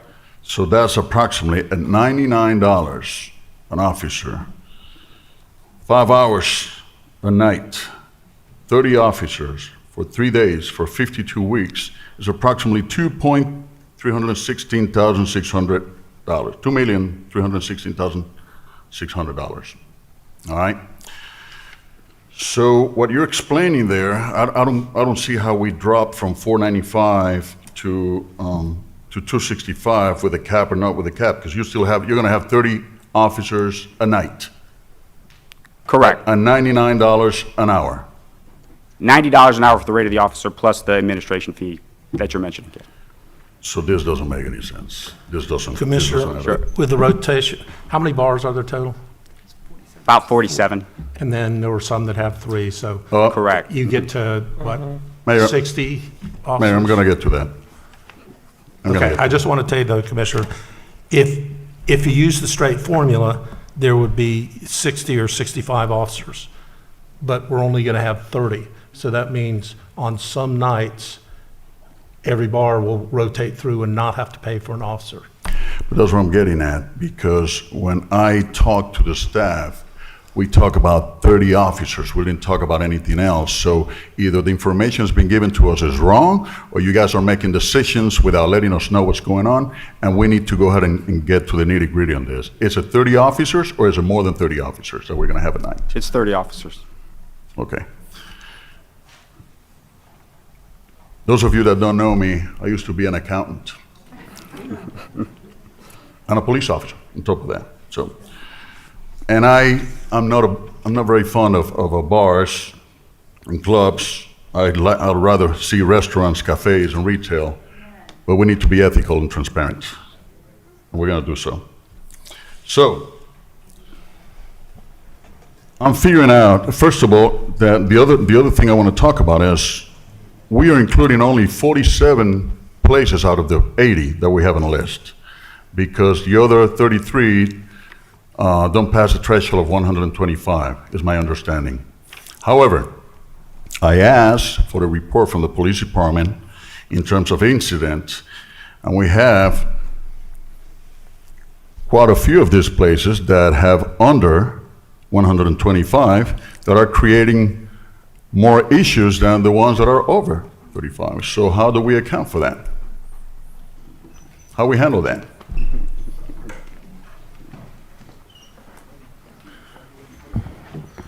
So for right now, we respond to, like you said, there are some places that are below the threshold of what we were using, and we do respond to those places with our bike officers on a routine basis. But what I find, and thank you, Chief, I appreciate that. What I don't find fair is that there's places that have huge capacity compared to these other ones that have one incident. And this is just for 1 year. I should have asked for records up to 5 years to see if there was a consistency on the number of incidents. What I'm getting at is I think every stakeholder, the 80 stakeholders we have, should participate on this, even if the smaller ones just pay a portion of a police officer. We can do it by figuring this out based on capacity, which I came up with a way of doing it. And that way, everybody is a real stakeholder of this issue we have, not just 47 and 33 out. Besides, if something happens with those that have less capacity, the ones that are paying for it, the one paying for the service. I don't think that's right, but we're going to solve this. Scanners. What time do we open up the clubs? What time we open up clubs or restaurants or bars or whatnot? I mean, every establishment opens at their own time, Commissioner. There's Okay, some what's that the operate average during time? lunch, but the scanner specifically starts at 10 p.m. per the ordinance. So that's why we ended up. So if anyone opens before 10, they could start using the scanners before, right? You don't have to use them until 10 o'clock at night. But they could. They could if they wanted to, correct. Yeah, because somebody can sneak up a weapon, put it in a bathroom. You seen that Godfather movie? You know. So anyhow, bring a little bit of laughs. So let's talk about the violations. Hey, what happens if somebody doesn't care for another club and one of the clubs start calling violations on somebody else? How we handle that? Just kidding. I know we're ethical, all of us, so that's not going to happen. So I was reading, and it was funny. I found it kind of funny that one of our stakeholders asked a question about assaults. Because assault, in the northern part, an assault is a battery, but here an assault is just a threat, verbal threat. It could be, I'm going to kick your, So I found it a little bit challenging that if you have 2 assaults within 3 months, it gets in trouble if it's negligent. Don't we want to change that a little bit to make it more realistic? Because you know how many people just commit assaults on each other? So we want to make sure that the establishments are monitoring, because no one should have to go to an establishment and be assaulted or be battered. So we want to make sure that these establishments are guarding against this. And when they look at it, and to combat a argument of negligence, if the establishment calls the police when they see this conduct, that would be prima facie case that they are not acting negligently. So when that establishment sees 2 individuals, in an argument, if one of them commits an assault and they call our officers to come down before it escalates into a battery or an aggravated battery or something worse, that would be something that would be not held against them, because it'd be prima facie evidence that they were not acting negligently when they called our officers. Okay. There's simple assaults, so we're going to go that hard. Okay. So my question about the monies that cost has not been answered. And the way we're spreading this is not, I don't think it's efficient enough. I don't feel we have all the information we need in order to make an educated decision. I truly don't. I would like to explore a bit further, since we have not been provided vital information. Incident data, I like to see up to 5 years to see the consistency on some of these issues, because 1 year doesn't tell me. Some of these guys with high records and in a low capacity may not be as that. It may have just been a coincidence because of the pandemic. Maybe things are a little bit different. But anyhow, I also like to explore the options to include all the stakeholders in decision making here. Explore the possibility of a block-by-block deployment based on the location of all this establishment. So I don't know how well accepted this is going to be, but I much rather, and I don't know if we can separate the permit from the SOP, but I think we still need to work with this SOP because I don't think this is going to solve the issue. And it's not going to be fair for everybody. So. Thank you, Commissioner. Commissioner Hill. Thank you, Mayor. Okay. Well, clearly, with the matrix that Chief Smith provided, that the surge is working. Started in October, did it? What I'm looking at, it started in October. Yes, it did, ma'am. Yeah, so clearly with the data you provided today, the surge is working and it's working well. Look like crime and all the things that entail with what we're trying to fix is going down. So it's needed. But I guess my concern, Mayor and staff, is the 18-month revisit. David, can you come up? So we see it's working. Most moratoriums are different studies that we do, just like the club 6-month moratorium, and you're going to revisit it. And seem like some of the council has some questions. Of course, we always said we're going to revisit and tweak it. Is there, Mayor, maybe you can answer that, to where we can pass this today, but revisit it in 6 to 12 months as it is to retweak it and see how this surge and this particular ordinance is going? How would that be done, Mayor, versus not voting on this today when we need some type of safety mechanism in place to where we can, versus extend it all the way out to 18 months? If I can provide just some context, Commissioner, to answer your question on where the 18 months came from, Mayor can address those components. But yes, the Chief had asked for 24 months to allow time to make the appropriate shift in the environment in downtown. The industry asked for 12 months. They referred to it as a pilot program of sorts. The 18 months seemed to be the appropriate middle ground in the both of those. But that is specifically to the SOP. It is not directly tied to the ordinance Because today. it seems like from October to March, it's working and we see some Correct. numbers. So why do we have to wait 18 more months to see it work? Because it's working. Sure. Clearly, the chief has came and told us that it's working. Instead of just throwing a random number out there in middle ground, let's follow, for lack of better words, protocol, what we've always done, 6 to 12 months.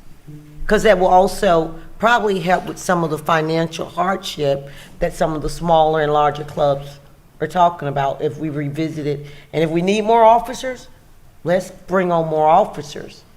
But if we don't need more officers and this is clearly working. So we're going to review the moratorium in 6 months. Yeah. Because that expires. I don't have a problem taking a look at it after a year on the other one. Yeah. Thank you, Mayor. So there's a compromise, by the way. Okay, I don't see any other requests for questions from the speakers. So we do have a few people that want to testify, and I will mention that I want to thank the Orlando Hospitality Alliance for a little data and research they did, and David, I think, had the headlines from that particular survey that ended up in the media saying that a majority of people think that downtown is unsafe after the hours of midnight, and that's extremely unfortunate, whether it's true or simply whether that's what the reputation of our downtown is. But I don't know who was surveyed, but that at least bears that out. But the other thing that stood out to me in that survey was the fact that those surveyed thought that the city, the bar owners, and the patrons all had a role to play in fixing this. And that's what we're all about. So I think we've been pretty fair in listening and trying to come up with something that wasn't what was proposed originally, but has helped out with some of the financial concerns. But we're here to listen to comments from anybody that cares to let us know what their opinion is of the work product that we've come up with over the course of the last 2 months. Okay, so if you would come to the podium and state your name and your address, and if you have an affiliation with an organization that you would like to mention, please do that. You'll have 3 minutes. I'm going to call 3 names at a time, so you can be in the queue, ready to go. Jill Vaughn, Tim Giuliani, Gavin Lewis are the first 3.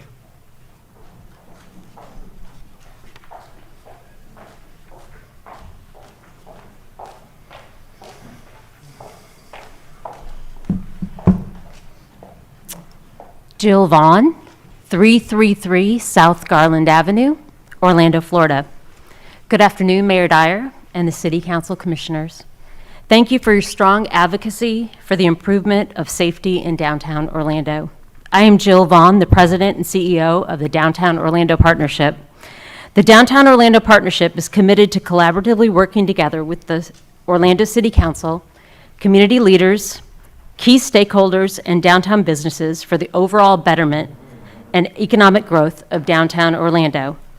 Founded in 1961, the DOP offers more than 225 corporate members a single point of access to connect, collaborate, and contribute to the growth of our downtown Orlando business community. Businesses are essential to the vibrancy and vitality of Central Florida, and the DOP is dedicated to helping advance positive change in downtown.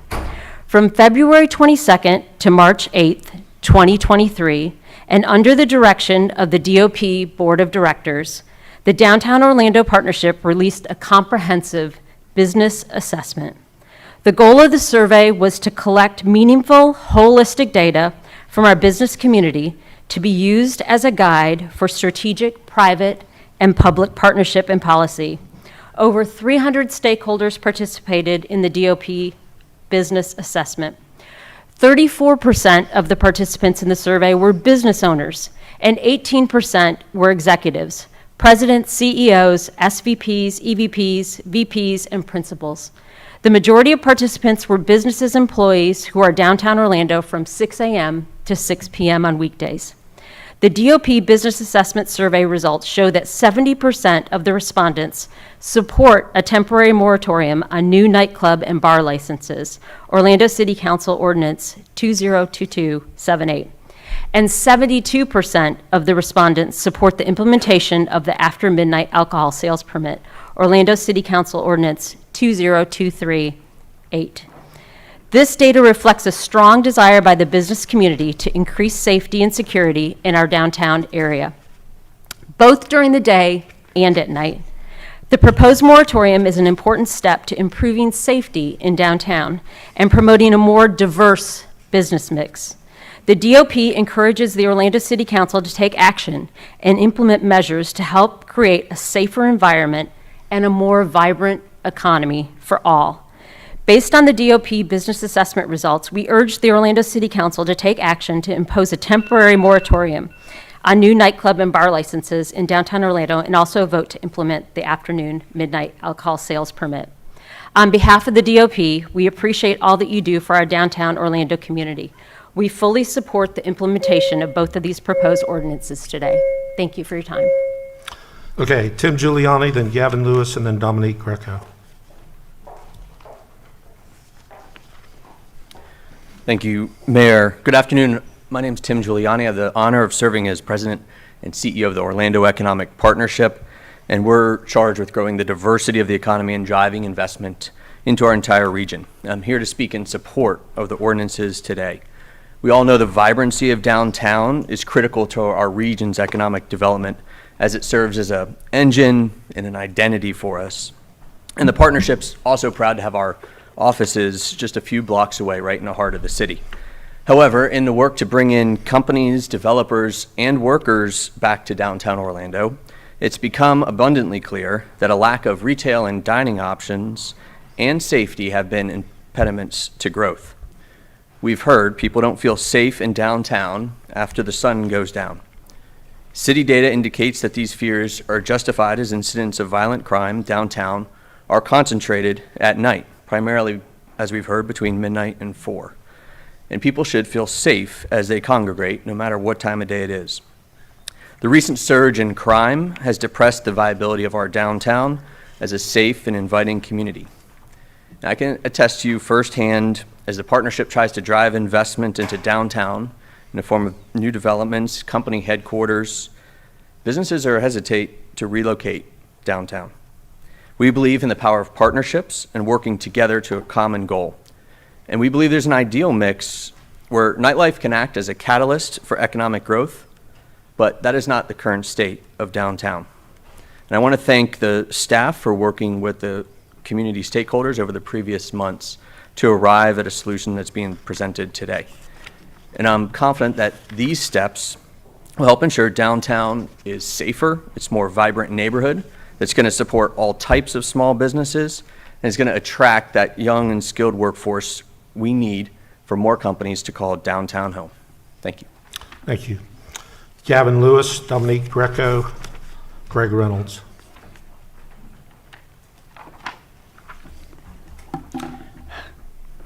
I'm Gavin Lewis, 150 Robinson Street. I would like to say that I am nervous to speak, but I love Orlando. I don't have greed or other skin in the game. I was encouraged to speak by Lieutenant Holmes, the OPD Watch Commander, on March 11th, around 11 p.m. He said downtown Orlando by this hour is chaotic and not policeable. He was aware the loud outdoor parking lot club on Washington Street was exploiting the noise ordinance law and agreed it creates safety concerns with people just loitering in the street outside these. But he said police hands were tied. Legal loopholes in downtown Orlando, unlike other areas of Orlando or other cities, requires code enforcement to be involved.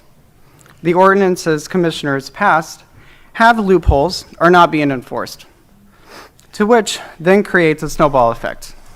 The midnight ordinance should pass with some modifications to better hold the bad actor nightclubs more accountable so that other ones don't have to be dragged down with them. Most of the bars we have are not bad actors. Nightlife as an option is cool. It's just unfortunately about the only option in the DTO neighborhood. The nightclubs who are not following the intent of the outdoor noise ordinances and the Florida responsible vendor alcohol laws should be revoked and make space for new options downtown. The ordinance passed today should require city attorneys to close legal loopholes on compliance. We're not just a nightclub entertainment district anymore. I can't think of any thriving downtown in the world with nightclubs as the only core. This council approved thousands more residences and a university downtown, but it's a university who warns incoming students about the noise and violence right outside its doors and DTO. That's embarrassing. I get that people made the choice to live downtown, but they did not choose to have the streets closed for lawlessness, which later get opened up for street racing. I'd also like to point out that all you made a choice, all of you, to serve the community, to make Orlando, the city, beautiful and continue to make it beautiful, and not just one sector of it. Thank you in advance for action to evoke Orlando's downtown to a fun, sustainable, livable, and diverse city, one that doesn't come with warnings. Thank you. Thank you. Dominique Greco, Greg Reynolds, Leo Alvarez. Good afternoon, everyone. Dominique Greco, the Orlando Hospitality Alliance, 100 East Pine Street, downtown Orlando. Mayor Dyer and City Commissioners, I want to first thank you for your attention, your time, and your appreciation to what businesses, OHA members, residents, and other downtown stakeholders have had to say on this topic. As I will continue to reiterate, nightlife is an asset, not a liability. It is a critical part of every urban community's ecosystem, and it is not exclusive to nightlife users, but to all of us here today. Downtown Orlando nightlife industry injects $480 million into our local economy annually, supports nearly 6,000 jobs, and pays out over $200 million in employee compensation. This is an industry that pays its fair share of taxes and is one of the most regulated industries in our country. More so, nightlife is a critical component to our downtown community, past, present, and future. Please let me remind you, this is an industry which was the first to lean into doing its part, offering solutions to city staff for many years, by and through me and also independently. We've never wavered from asking how and offering to make downtown more safe and welcoming to our millions of visitors and residents.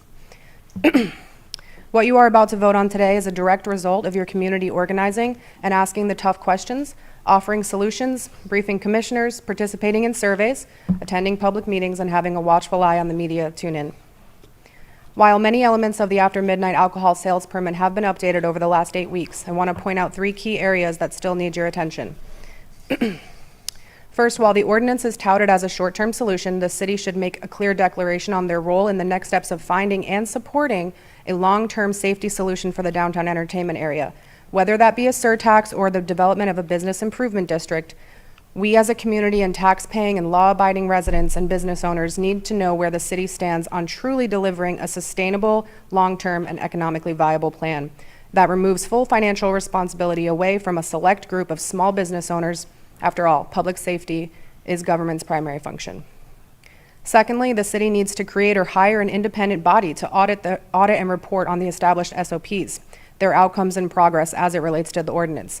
As it's written today, the Orlando Police Department and Economic Development Office would not only be tasked with creating and executing this plan, but also would be the ones responsible for reporting on the results of their own work. This simply does not allow for objectivity, oversight, or accountability. Lastly, the current standard operating procedures presented today still needs more refinement and additional review, including expert input and supporting data. I'd like to request this council make a motion today at this time of voting to separate the SOP from the ordinance so that it can be refined for better implementation and require the review and analysis to be conducted at both the 6, 12, and 18-month marks with a third-party expert. Thank you for your time and consideration. I look forward to continuing to work with you all. Appreciate it. Greg Reynolds, Leo Alvarez, and Alana Friskus. Thank you, Commissioners, Mayor Dyer, for this opportunity to speak in support of this important issue that affects all that live downtown. I moved here downtown, and my name's Greg Reynolds. I live at 322 East Central Boulevard. I've moved to downtown in 2004 from College Park because I love the energy of living, working, and playing downtown Orlando. I appreciate that the city is stepping up to say that the current security plan is not sustainable and that changes need to occur. I appreciate that bar owners understand that safety and security is important. The city needs to move away from taxpayers paying the huge influx of OPD in the downtown entertainment district.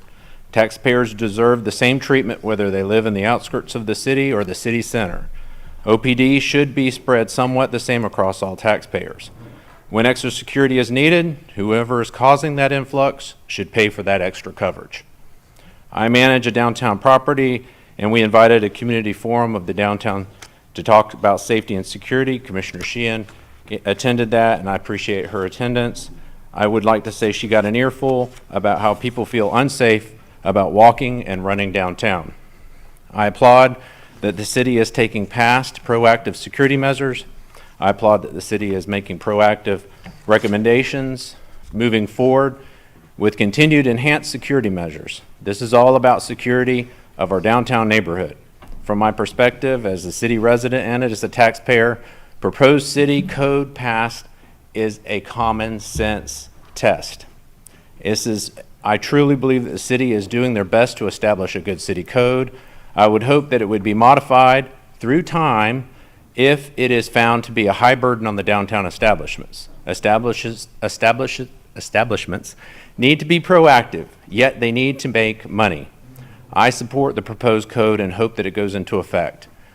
I think that, if you guys move this along, that $40,000 a weekend gets expensive. So I would hope that you guys enact something soon, evaluate it, and then make changes to it if needed. Thank you. Hey Greg, I want to know, I appreciate your invite, but because of the sunshine, and I made sure Commissioner Sheehan was there in her district, and I left myself out the door because of the vote. I appreciate that. Thank you very much. Thank you.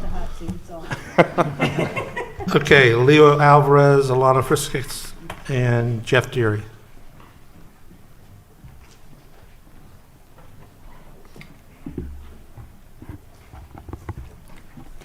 Thank you. Mayor Dyer, City Council members, Leo Alvarez, 390 North Orange Avenue. I have the honor to serve as the 2023 Board Chair for the Downtown Orlando Partnership, also known as DOP. The Downtown Orlando Partnership is governed by a 26-member volunteer board of directors. We're a group of leaders who are passionate about supporting the business community to further the economic health and vitality of downtown Orlando. Our board is comprised of key stakeholders in downtown Orlando and including the following businesses: Advent Health, Blue Wave Resource Partners, Career Source Central Florida, Cogent Bank, Dr. Phillips Center, Fairwinds, Grand Bohemian, Greater Orlando Sports Commission, HKS Architects, JP Morgan Chase, Lloyd Commercial Advisors, Orlando City and Orlando Pride, Orlando Health, Orlando Magic, Orlando Museum of Art, Orlando Utilities Commission, Prismatic, Stax, Usler Development, Visit Orlando, United Arts. On behalf of the Downtown Orlando Partnership Board of Directors, we support the proposed ordinance for after midnight alcohol sales permit. Increased safety in downtown will have a positive impact on economic development and tourism, and the proposed ordinance will contribute to creating a safer environment for residents, visitors, and business as a whole. Thank you. Thank you. Alana?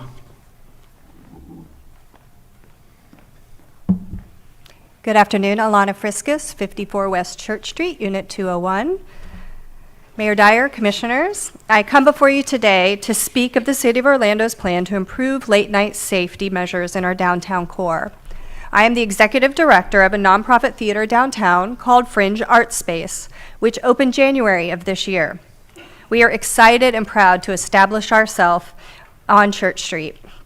We are a 32-year-old organization with a core audience of 75,000 people annually who come to our festival each May in Lock Haven Park, a little north of downtown. Now we have the challenge of convincing our loyal audiences to venture downtown at night. We hear, "It's not safe downtown, so I'm not coming," or "Who can walk me to my car after the show?" While doing what we can to quell safety fears about downtown after dark, many of our audiences are still nervous. In response to these fears, we are utilizing the new and improved Downtown Ambassador Program. Thank you so much. We brought on extra volunteer and staff positions to wayfind and walk audiences to their cars, and we have avoided programming shows that end past 11 p.m. However, this stunts our growth and puts stress on our labor costs. More could and should be done. The perception of downtown safety is as valid as the reality. Putting in safety measures is a huge step towards showing the public that the city acknowledges what's happening downtown and that you are taking active measures to improve nightlife safety. We appreciate the mayor and commissioner's leadership in working diligently through these details and addressing these issues. Thank you for your time and all that you do. Thank you. Jeff Deary, Jeff Borsowitz, and Bosco Lazick. Mayor Dyer and Commissioners, Jeff Deary, I'm an attorney.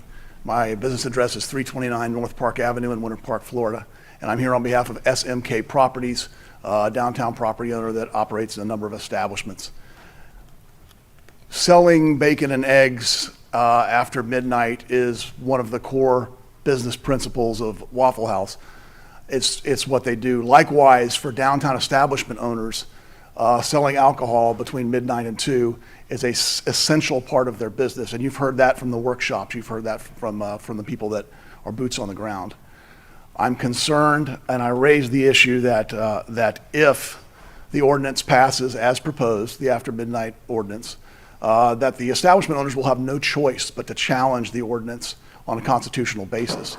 I've provided a letter to Madam Clerk earlier today that I believe each of you have, setting out some constitutional concerns about the ordinance as proposed. Let me go through those briefly. There are a number of equal protection problems with the ordinance as drafted. From a macro standpoint, you're requiring establishments that choose to sell alcohol between midnight and 2. You're imposing burdens on them, significant financial burdens that are not imposed on similarly situated other bar and business owners. Even within the DEA, there are issues with equal protection. For instance, one of the exceptions is the soccer venue, Amway Center, Dr. Phillips Center. None of those key players downtown, none of those venues that drive traffic to downtown, none of those venues that bring the crowds in, that create crowded streets, are in any way being asked to share the burden for the cost of the police surge and police protection. I believe that's fundamentally unfair, and I believe it violates the Equal Protection Clause.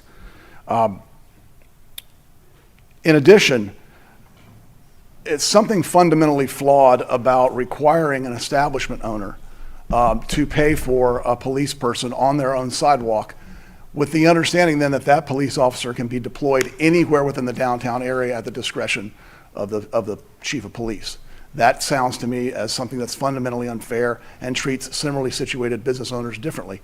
Commissioner Ortiz eloquently made an equal protection argument this morning, talking about the differences between how business owners are treated under the statute. I believe there's also due process problems. There's no right to appeal a violation, and the violations are fundamental to establishing what amounts to a suspension, and there's no built-in procedure for appealing those. There is strict liability. There is site of violations, where if an establishment is the site of a crime, regardless of the compliance by that owner, they're subject to violation and potential suspension. I would urge you to take more time, do this correctly, not quickly. Thank you. Thank you. Jeff? No, other Jeff. Yes. Corona. Jeff, then Bosco Lazick, and then Frank Handy. Good afternoon. I'm Jeff Worswitz. I'm the owner of Corona Cigar Company. And first, I want to thank the police officers in the city for the surge in officers downtown. Some of you know that crime has been an issue. I've sent emails to the city council and the mayor whenever we've had most of our issues, which have actually been from aggressive panhandling and the homeless that have assaulted our staff and customers and things like that. So you're familiar with some of the problems that we've had. But the city council and downtown survey shows that people want retail downtown. And there's only 2 establishments on Orange Avenue here, retail establishments. That's Corona Cigar and LaBelle Furs. And we've been able to survive as an anchor tenant in the plaza for 15 years. I put a lot of faith in downtown. When Cameron Kuhn was, hello, is this working? It's working. All right, when Cameron Kuhn was developing downtown and, approached me about putting a store there, it cost a lot of money, we did it. I took a risk on the city. But I gotta tell you, crime's a problem. Crime is a problem. I'm glad you guys put out the survey so you could see what keeps the customers from coming downtown. They don't like being aggressively panhandled walking to their car. They don't want to worry about getting shot when they get off work or when they leave a nightclub. This is a problem, and again, I want to thank the police officers. You guys put your life at risk at what you do, and I really appreciate the officers that do that. However, I don't think the way you're going about this right now, we're caught in this dragnet, and we're not part of this problem. Right now, it's going to cost us $42,000 a year for the privilege to stay open 2 extra hours on Friday and Saturday. Now, I'll be totally honest with you. You guys can use me as an open book or a case study how to survive downtown. I mean, right now, Walgreens is going out of business. 7-Eleven behind me is gone out of business. That place is still dark. There's only 2 tenants in the plaza that have stayed. It's Bento Sushi and me. I look across the street. I got taped up windows where it used to be Sac Comedy Club. I got taped up windows across the street. I got Urban Flats that's out of business. We had Wahlburgers failed. Listen, if a multinational company like Walgreens and 7-Eleven couldn't make it, it's pretty damn hard to stay in business downtown. All right? Now, this is going to cost me $42,000 if we want to stay open from 12 to 2. We do a 10% net profit, okay? That's $420,000 in sales we'd have to do to cover a $42,000 expense.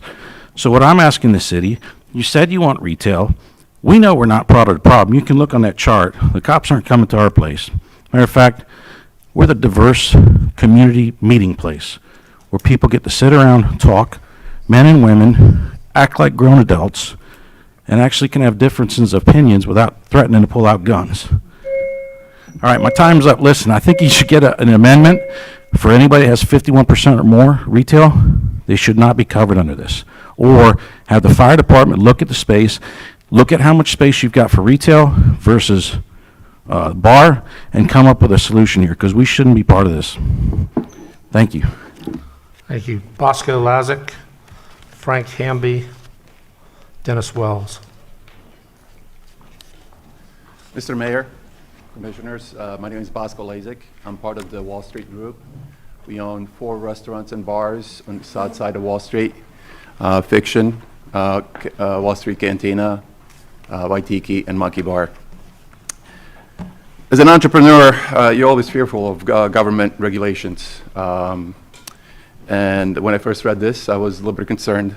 I think it's just a gene that every entrepreneur has, where you just are slightly nervous anytime you read any government regulation. But as I engage with city officials, with Mr. Barilla and Mr. Arnott, I realized that this could be actually a pretty good solution, a pragmatic one, if you will. It is not perfect, but I think there are components in this that will make our downtown safer.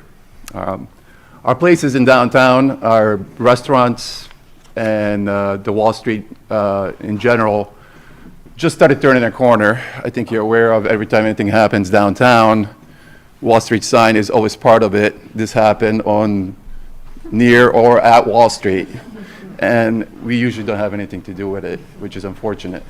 You know, our restaurant that we opened up in September opened up 6 weeks after 6 people got shot right in front of our venue.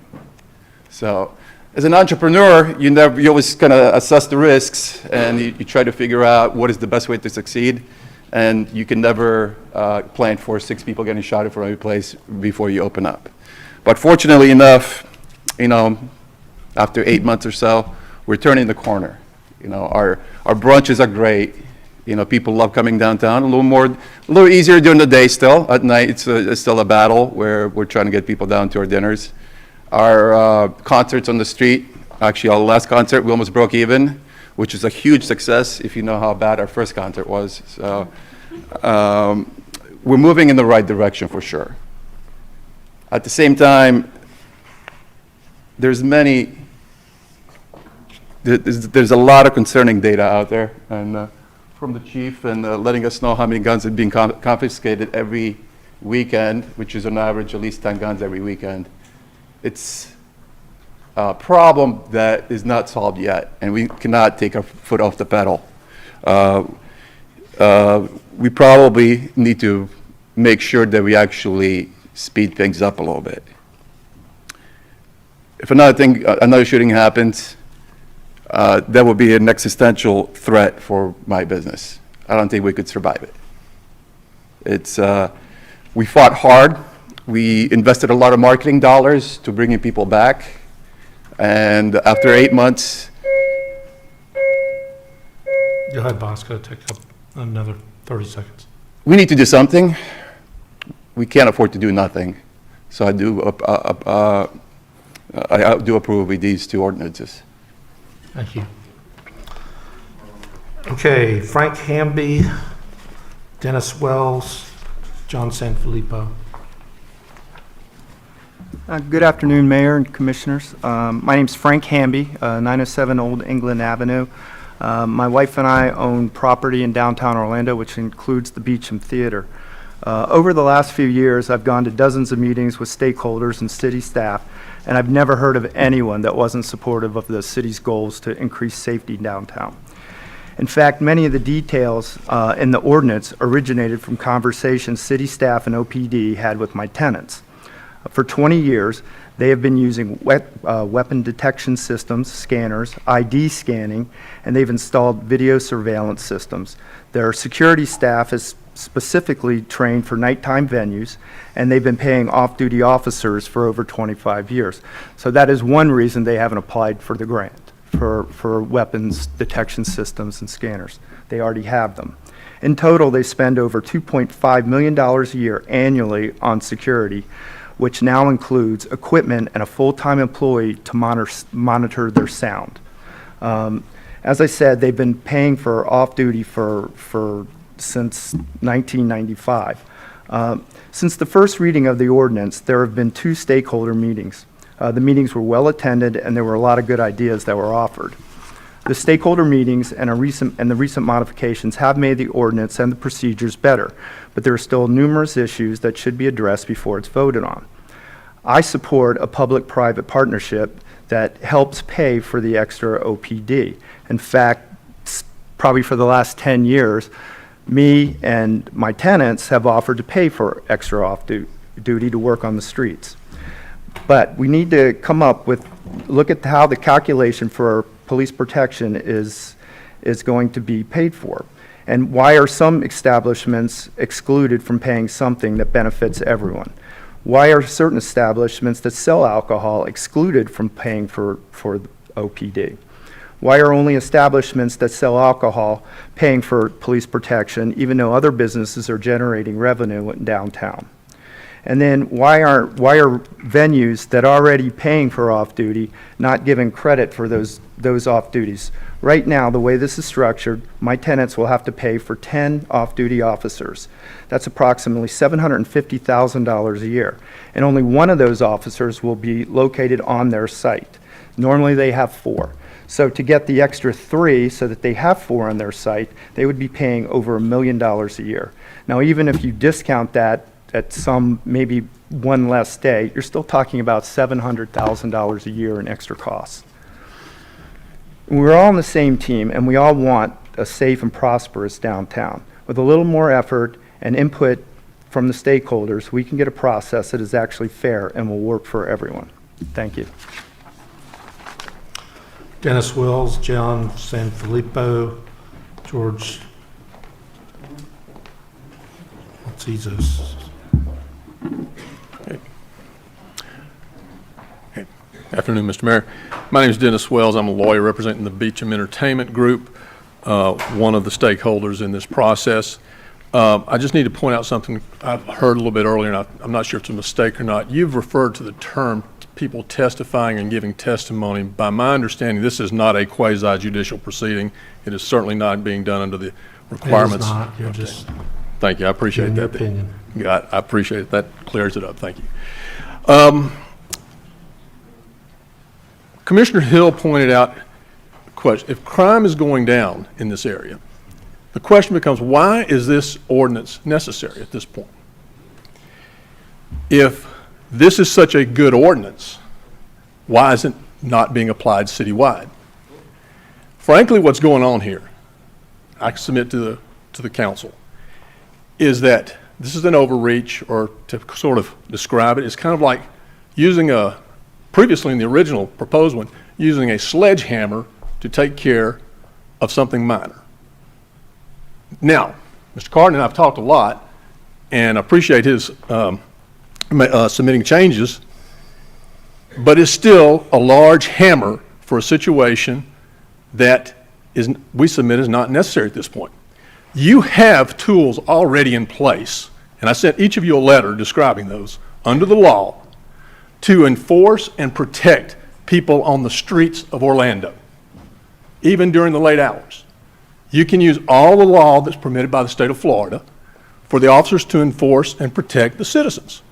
But this ordinance is going to put the burden on the club owners to be insurers of anything that happens in their club, even if they don't know about it. Now, frankly, this may lead to a legal challenge. Hope not. I'm asking you to consider today tabling the ordinance, and if you need a subsidy for the police department, which frankly, as Commissioner Gray is pointing out, if it doesn't cost much, heck, make every club in the city of Orlando pay an extra $2 per patron, okay? And we can have more police.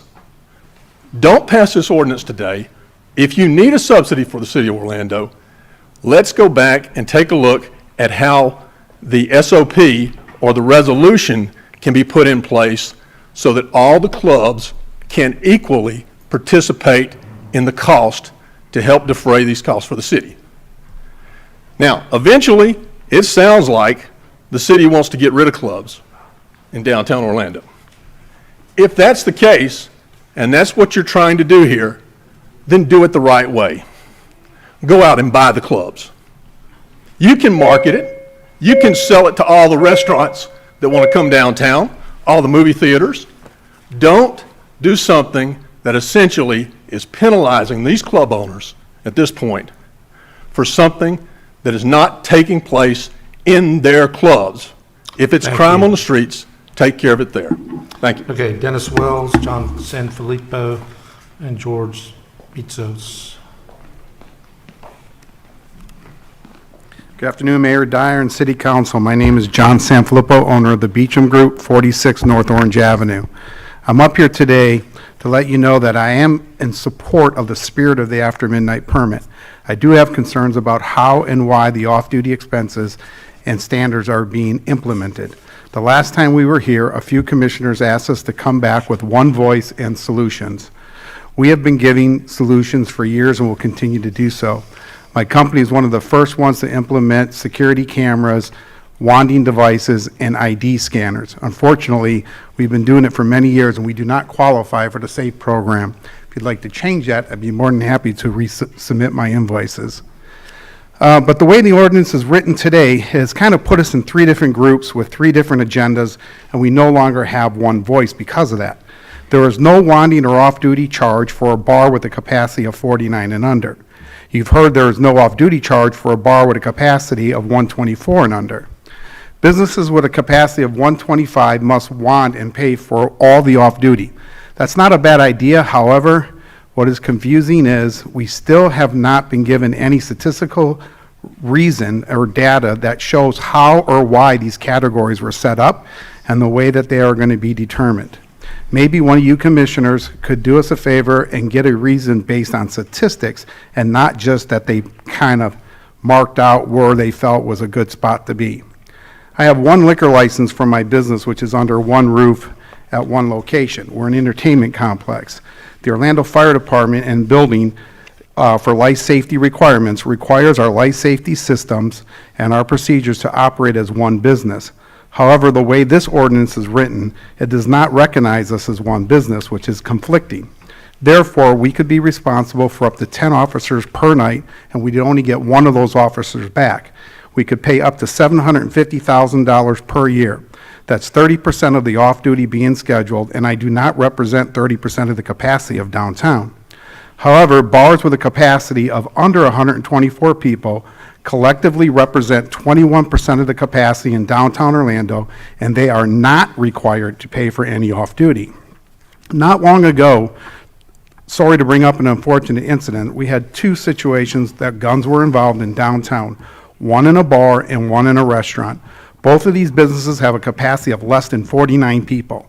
Under this current ordinance, the way it is written, these same businesses with a bad history would be exempt from any and all security measures in this ordinance. That does not make sense to me.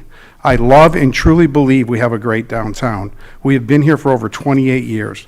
If we are going to do this, then everyone should follow the same standards and everyone should help pay and offset the costs. In closing, I do support what's going on here today. I support more security and better business practices, but we need to have everyone participate, not just a few. Please spread out these expenses and security requirements to 100% of everybody open after midnight, not just 79% of us. Thank you very much. George Bezos, Devo Heller, Steve Garrity. Mayor Dyer and Commissioners, my name is George Maltezos, the Beecham Entertainment Group, 46 North Orange Avenue, and I'm going to go fast. I would say this ordinance has gotten worse with the city trying to appease people instead of looking at the reality. Safety is everyone's problem, not just the few that are carved out in this latest draft. The ordinance only taxes half of the businesses for police services, but arbitrarily exempting businesses with 124 capacity and under. These businesses do not participate in the police fees. These are 40 facilities, 46% of downtown do not pay the fees, leaving 47 facilities, 54% paying all the permit fees for police services. It is even worse with the missed opportunity. The missed opportunity of saying we are a gun-free area in our downtown facilities. Staff and attorneys decided to take out the metal detection or searches of facilities under 49 capacity. Many facilities will go unscanned. Can one of you please just ask the question on why they made that decision? Because we lost the message of telling people we are a gun-free area, and I think that was important while it was in there. There are business models contributing to hanging out other than businesses that you are about to regulate, i.e. liquor stores and convenience stores selling alcohol to go, parking lots allowing people to congregate, and restaurants open after 2 a.m. waiting for our customers. They should be open, and they should pay for police services as well. With all the carve-outs and inactions for some, instead of bringing a community together to solve a problem with good solutions, you have instead caused a breakup. Businesses are going after their own interests instead of working together with hopes of improving safety. My group has been a leader in using all the proposed requirements in this ordinance for many years. We are committed to safe, positive, fair, and comprehensive practices. This ordinance falls short of that. It's not fair, it's not comprehensive, and not consistent enough, and leaving some businesses out.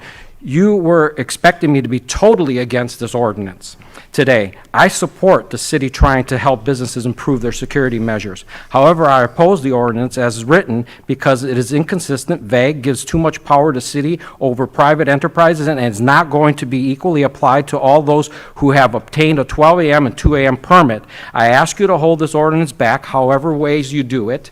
I don't know how you do it with the SOPs and all that stuff, but I ask you to give us another 30 to 60 days to really work it out where it could be sustainable for all and work correctly the way we want it to work. Because right now, I don't think it would. The ordinance is not ready for your vote.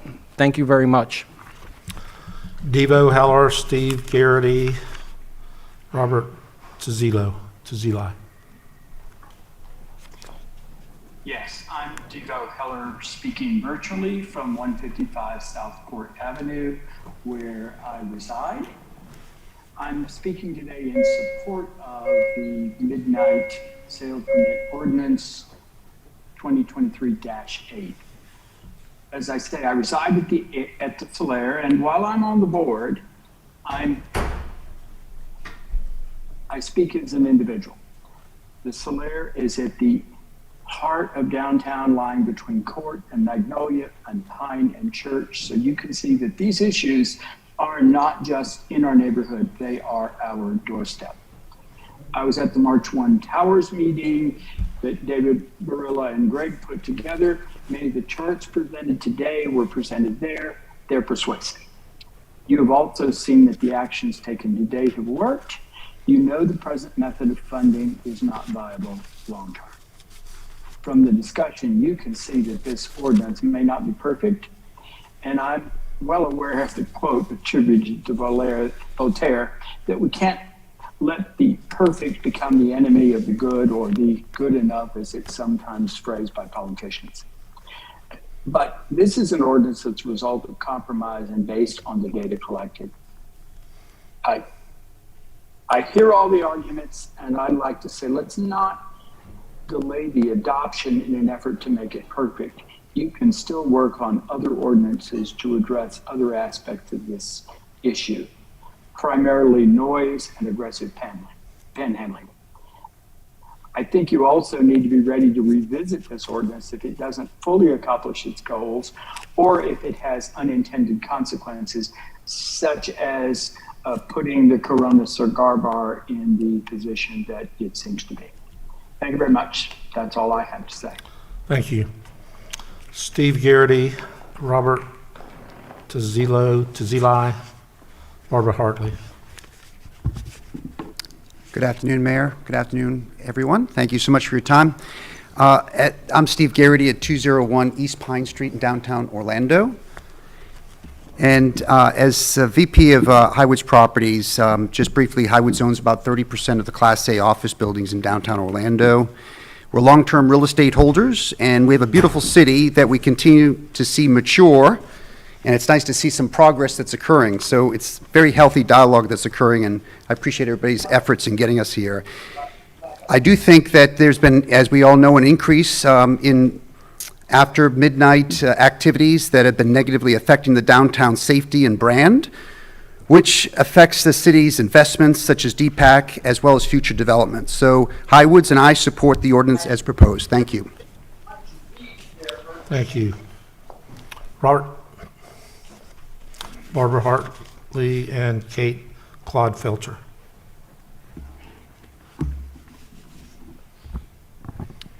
Good afternoon, Mayor, Commissioners. My name is Rob Tazioli.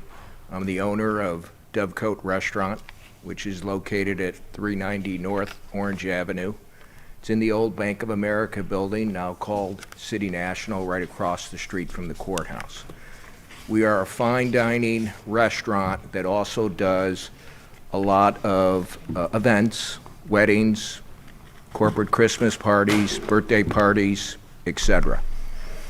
I bought the restaurant 5 years ago, really with the goal to partner with the city in bringing what I think downtown Orlando needs, and I think one of the commissioners mentioned it earlier, more fine dining options that really, brings an upscale environment.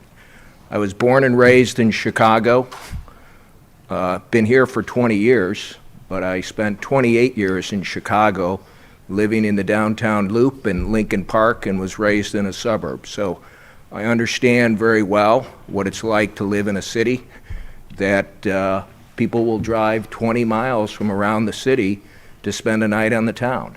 And it always starts with a great meal, and then they'll go to the ball game or the club or whatever there is. And there's an energy that you see, particularly Friday, Saturday, and Sunday, because there's cars flooding into the city.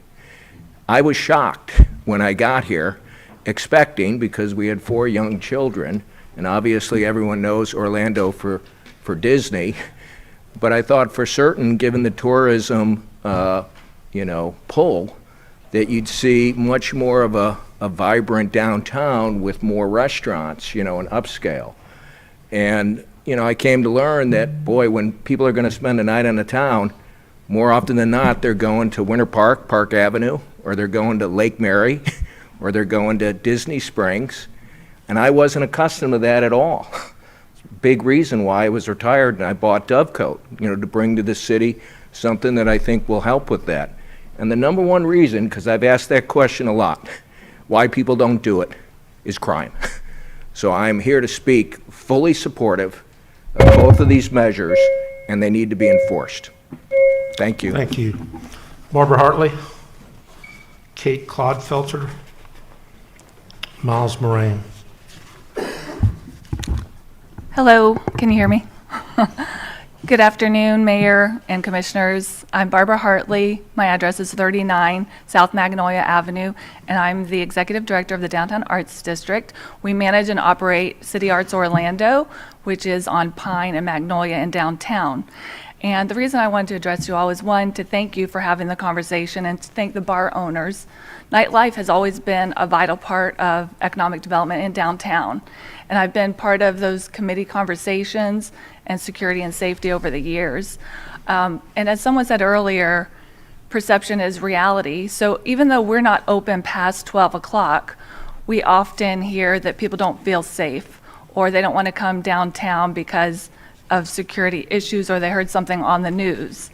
So there is a need for change. I've actually had employees also not feel comfortable coming downtown. But in the same token, we don't want a downtown without restaurants and without bars. The nightlife is critical to the energy and the vitality of our downtown. And I just encourage everyone to continue the conversation and to have that win-win mentality. During the pandemic, with a lot of bars closed, that causes other issues. So it's not going to be a solution to get rid of the bars. So let's work together. Let's make it safe so we can have more art activations in downtown. And so the artists feel safe, because at times they haven't felt safe. And we want to continue to grow that as well. So thank you for your time. Thank you for your due diligence. And thank you all for having the conversation and coming up with a solution together. Thank you, Barbara. Kate Clodfelter, and then Miles Moraine. Good afternoon. My name is Kate Clodfelter. I'm at 46 North Orange Avenue. I'm the Director of Live Music for Foundation Presents, going on 5 years. As a small local business, Foundation Presents puts on hundreds of shows a year at our venues, the Beecham and the Social, and outside our walls at House of Blues, Hard Rock, Dr. Phillips Center, St. Augustine Amphitheater, and more. I recently read a great article in the New York Times about the first nightlife czar in New York City, a woman named Ariel Patiz. She started in 2018 and spent her time trying to reordinate the way the city looks at those who come alive at night. She argues that nightlife is not just about the economic ecosystem it creates. Nightlife also, quote, fosters creativity, it cultivates identity, and strengthens social ties. Before she arrived, she said the city's approach to nightlife was always reactive enforcement, intended to be restrictive without any recognition for what the industry contributes to culture and the identity of the city. She worked hard to develop a working partnership between the city and the nighttime economy.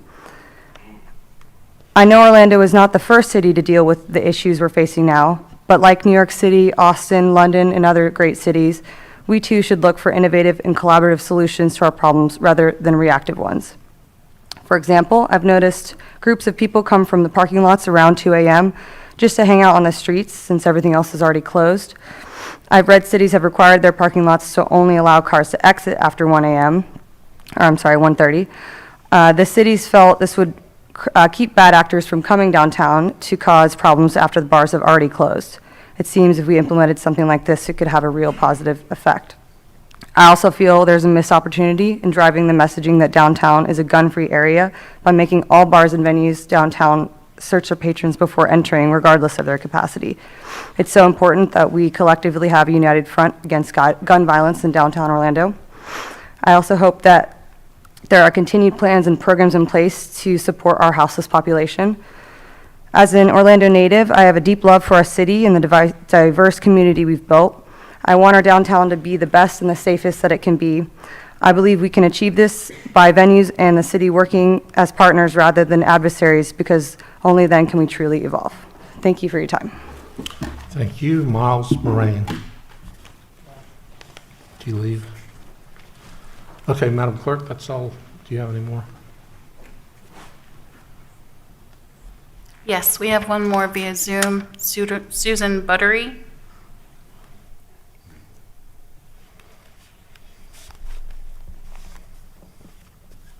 Hi there, my name is Susan Buttery, and my business is at 2413 East South Street. I just wanted to speak today on behalf of all the bar owners and nightclub owners and restaurant owners in downtown Orlando. I recently sent a pretty long email to all the city commissioners, Mayor Dyer, and the chief of police regarding my 15 years being a restaurant and bar owner in downtown Orlando from 1995 to 2010, where we didn't have this problem. We didn't have shootings going on downtown, and I always felt safe riding my bike home at 3 a.m. after I closed my bar. I do appreciate all the recent safety enhancements that have gone on in downtown, and I appreciate that the city council members have tried to work with the stakeholders on trying to come up with an appropriate solution to this issue. But, the biggest thing we look at, kind of like the old age adage, we don't know which came first, the chicken or the egg, but we do know what came first in downtown Orlando. And when I opened my restaurant in 1995, it was pretty much a ghost town, and most of the retail was on Church Street Station. And when City Walk opened up in 1999, Church Street Station, pretty much the retail left. And one city council member mentions today that he'd rather just see more restaurants. Well, that's taking a dig at all the bars and nightclubs that have been thriving and creating a very cool downtown Orlando environment. My email really addressed the issues that I had and other businesses had with off-duty OPD. And I know a very good friend and business owner who recently sold his 2 places, the Woods and the Lodge downtown, when he was trying to get off-duty cops, have you guys even thought about that insurance companies won't insure a small business when they have OPD outside off-duty with weapons? So is that something that's even been addressed with off-duty cops, with businesses not being able to be insured? And will City of Orlando take full responsibility for any actions via the city of Orlando providing insurance for those businesses that now have to hire the off-duty cops. And then I'd also like to ask, how do you propose to get more retail downtown? We all know that Walgreens is left, the 7-Eleven was pretty much demolished at Roslyn and Central Boulevard. Another 7-Eleven has gone dark. And like the cigar gentleman said, you know, there's only 2 retail places down there, and you guys can't control rent. When I sold my bar in downtown Orlando, I fortunately had a super long lease and was only paying $4,500 a month, while my neighbor Casey and other bar owners in the same building were paying $9,000. And that was 13 years ago. So you can say it's all like, oh, we can get more retail downtown, but you really can't. So I don't think this ordinance should be passed today. That's all I'd like to say. Thank you. Thank you. Madam Clerk, we have one more? Yes, one more, Jennifer Evans.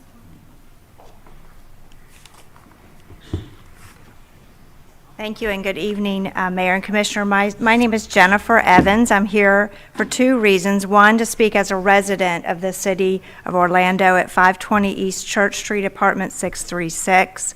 I moved to Orlando 20 months ago, and I intentionally chose to live in our downtown. I walk to the Amway Center and I walk home from the Amway Center. I walk and play tennis at the city's tennis center. I know that's moving, but I enjoy recreating downtown. I go to city soccer and I worship at St. Luke's Cathedral downtown. I love our city, but my friends are afraid for me. They say, you walk home from the Amway Center? And I said, yes, I do, because I feel so confident here because I love our city and I don't want people to be afraid. And I hope by walking around and being a part of our city's nightlife that I can help others feel confident to be in our city. But there is a perception by my family and my friends that I'm not safe here. And anything that you can do to create safe streets and safe places so that people believe that I'm safe as a resident of our city. I also come to you as the President and CEO of United Arts of Central Florida. There are 14 cultural assets in the downtown business district, and we are here every day. Our purpose is to invest and enrich our communities in art, science, and history. And we work every day to build audiences for those 14 assets that are in our downtown. And if people believe that it's not safe to come downtown to enjoy our incredible cultural assets, then they won't. And so I urge you, most importantly, to consider the moratorium, to really study best practices. There are great cities nearby in Miami that have created wonderful ways to make their city street late at night, and great cities like Nashville and Austin, Pittsburgh that have dynamic arts centers in the hearts of their downtown where people feel safe. So thank you, most importantly, for hearing me as a resident of our downtown and making our community safe and a place that we're proud of. Thank you.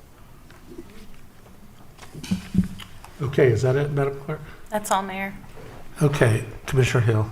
I just have a question, Mayor. Something I had spoke with staff about, and it was with us having all the incentive programs with the CRA regarding safety.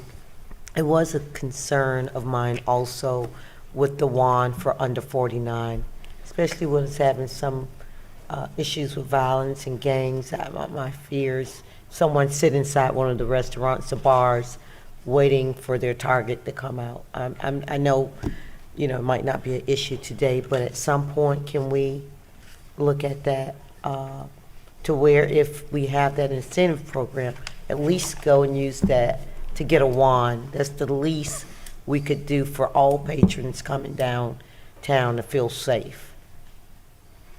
Yeah, Commissioner, I think we'll end up tweaking this for sure, but we've been at this for 9 months, I think, that we've been working on it. And just so you know, we changed a lot of how we responded to the killings. The staff and the chief and I met every either Monday or Tuesday after every weekend for, 10 or 15 weekends till we decided that surge would be the best thing to try to get things under control. And we know by the stats that the surge has worked. and we know that it is costing a lot of money. It's taking officers from other parts of the city, or that could be in other places, to be in our downtown, and I think it's only fair that the people that are benefiting economically from being open and attracting all the people downtown after 12 o'clock should help share in keeping the downtown safe. And I think we've come up with a decent compromise related to that. Is it perfect? No, it's not perfect, but I stopped listening to anybody that came up here and said, we need to defer this and study it for another 2 or 3 months. At some point, we have to take some type of action. Commissioner Gray, let's not get into debate. And I wasn't trying to do that. I shouldn't have done that. But how about, unless you have a question, I'd like to do the moratorium one and then get into discussion and debate. Okay, Madam Clerk, would you read the 22-78, and we'll take that up first. Ordinance number 2022-78, an ordinance of the City Council of the City of Orlando, Florida, relating to nightclubs in the downtown Orlando community redevelopment area, imposing a temporary moratorium for 6 months on the acceptance, processing, and consideration of applications for development orders, development permits, building permits, and zoning approvals for nightclubs in the downtown area community redevelopment area. Adopting findings of fact, providing for possible extension of early termination of the temporary moratorium, providing legislative findings, and for correction of scrivener's errors, severability, and an effective date. Move to approve. Second. Motion by Commissioner Hill, second by Commissioner Sheehan. And this is a 6-month moratorium with the ability to extend it for additional 6 months. And I think the last speaker, or second to last speaker, talked about us needing to figure out how we're going to get more retail and a mix of things downtown, and that gives us at least 6 months and maybe a year to try to figure that out before the Walgreens space becomes a nightclub overnight. Okay, is there further discussion? Hearing none, all in favor of the motion indicate so by saying aye. Aye. Those opposed? So the motion carries. Okay, 2308.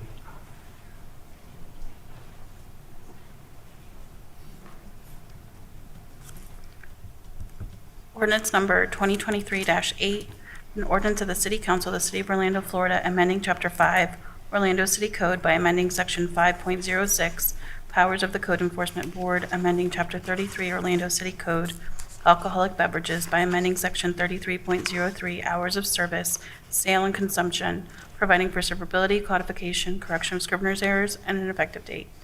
So moved. Motion by Commissioner Sheehan, Second. second by Commissioner Burns. Okay, discussion? Yes, Mayor, are we going to include that 12-month versus the 18 months to place the 12 months revisit on that revision? Compromise? Is that actually in the ordinance? No, that's in reference to the SOP. Right. Where those components are vested. So it's on the record that we'll look at it in 12 months. Okay. I want to make one more. Hold on, Commissioner Gray is up first. Commissioner Gray, then Commissioner Ortiz. Thank you, Mayor. And I want to say thanks to everybody that's taken the time to come in and share their views. I know everybody's put a lot of time in this. I'd like to share my views on these nighttime entertainment ordinances. And as I've suggested in the past, any rules we put in place today should go towards achieving our future goals for downtown. And while nighttime activities are a component of our downtown experience, I suggest it's a minor component and certainly not going to define the future of our downtown. In my view, our main focus should be on energizing downtown for all ages and providing a safe environment for residents, workers, and visitors. Getting these office buildings occupied, enhancing property values of the downtown residential towers, as well as attracting large employers to relocate to downtown is a tough but important challenge to our city's future. Why do I think we need to repurpose downtown? I think there's many reasons, but I'll give you 4. First one, higher paying jobs. We often talk about the need to create higher paying jobs, and unfortunately, the nighttime economy doesn't accomplish this. Corporate jobs do. People making higher wages is what's going to energize and support our investments in venues, Creative Village, and the residential high-rises that have been built. We will never get a diversified group of good restaurants, hotels, museums, and retail options without creating a demand for these offerings. Entrepreneurs that consider making these investments are spending hundreds of thousands of dollars and need to attract customers and a motivated workforce. Case in point, item 14 we talked about today, we approved a facade grant. That entrepreneur's doing a 2,300 square foot brewery and restaurant and is spending $600,000 on improvements. The average restaurant is plus or minus 5,000 square feet. So if you're going to do a restaurant high-end in downtown Orlando, you got to be prepared to spend about $1 million. And I'm looking at my friend here and he's shaking his head. It's just the reality. And my point is, much of this demand will come from daytime office workers, early evening visitors to the venues, and from our downtown residents. It doesn't come from the 10 to 2 a.m. crowd. I've never said we should get rid of bars. We just don't need so many of them. We've got to diversify. Workers, visitors, and residents have choices, and there needs to be solid reasons that they will patronize downtown instead of the suburbs. Things like good restaurants, retail options, hotels, and safe and walkable streets will help us compete with the Lake Nonas, the Baldwin Parks, the Packing District, Winter Park, and Sand Lake Road offerings. I know a few cities that are able to attract large employers to relocate their offices to downtown because it has a good group of bars. Companies and their employees want a downtown with a diverse mix of uses, but it's hard to convince these types of businesses to invest their capital and open up establishments in downtown given the current environment. Number two, and I'll try to be quick, higher tax revenues. Let's face it, folks. As the value of the office and residential building increases, tax revenues increase. Our downtown CRA is about a $30 million revenue source from taxing the downtown owners. These CRA revenue funds, many of our capital improvements and assisted programs that we offer our residents. We're now facing the first substantial economic headwinds in the last 10 years. We must work hard to protect and grow this revenue source in order to serve current and future downtown needs. Third reason, as mentioned earlier, our city brand. Right now, we're in the news for all the wrong reasons. An unruly nighttime atmosphere and too many homeless on the streets. The folks sitting here with OEP that we heard earlier have already shared their concerns. Companies looking to relocate to Florida currently do not have a favorable outlook on our downtown. And many of our current downtown employees aren't walking endorsements to their friends and coworkers in other parts of the country. Couple data points. We heard some from Chief Smith earlier. Code enforcement. Over the last 12 months, this is from them, not my numbers, code enforcement's received 1,207 noise complaints or requests to check noise levels. And of those 1,200 complaints, we've written very few noise citations. We've given plenty of warnings, but we haven't written very many noise violations. OPD. This is the last 6 months. Between the hours of 10 and 5, OPD responded to 3,900 calls in the downtown entertainment district. Of those calls, we arrested 325 people, confiscated over 120 guns, and 11 of those were carried by convicted felons. I don't know how we can think downtown is safe. So that brings me to reason number 4, why we're cleaning up downtown is important. Let's remember how we got here. I know this doesn't feel good to some of you, but it's the reality from my view. Because the operators of the entertainment district did nothing to police their own. It's been a free-for-all until this council finally stepped in and said enough. Many people say hire more police officers.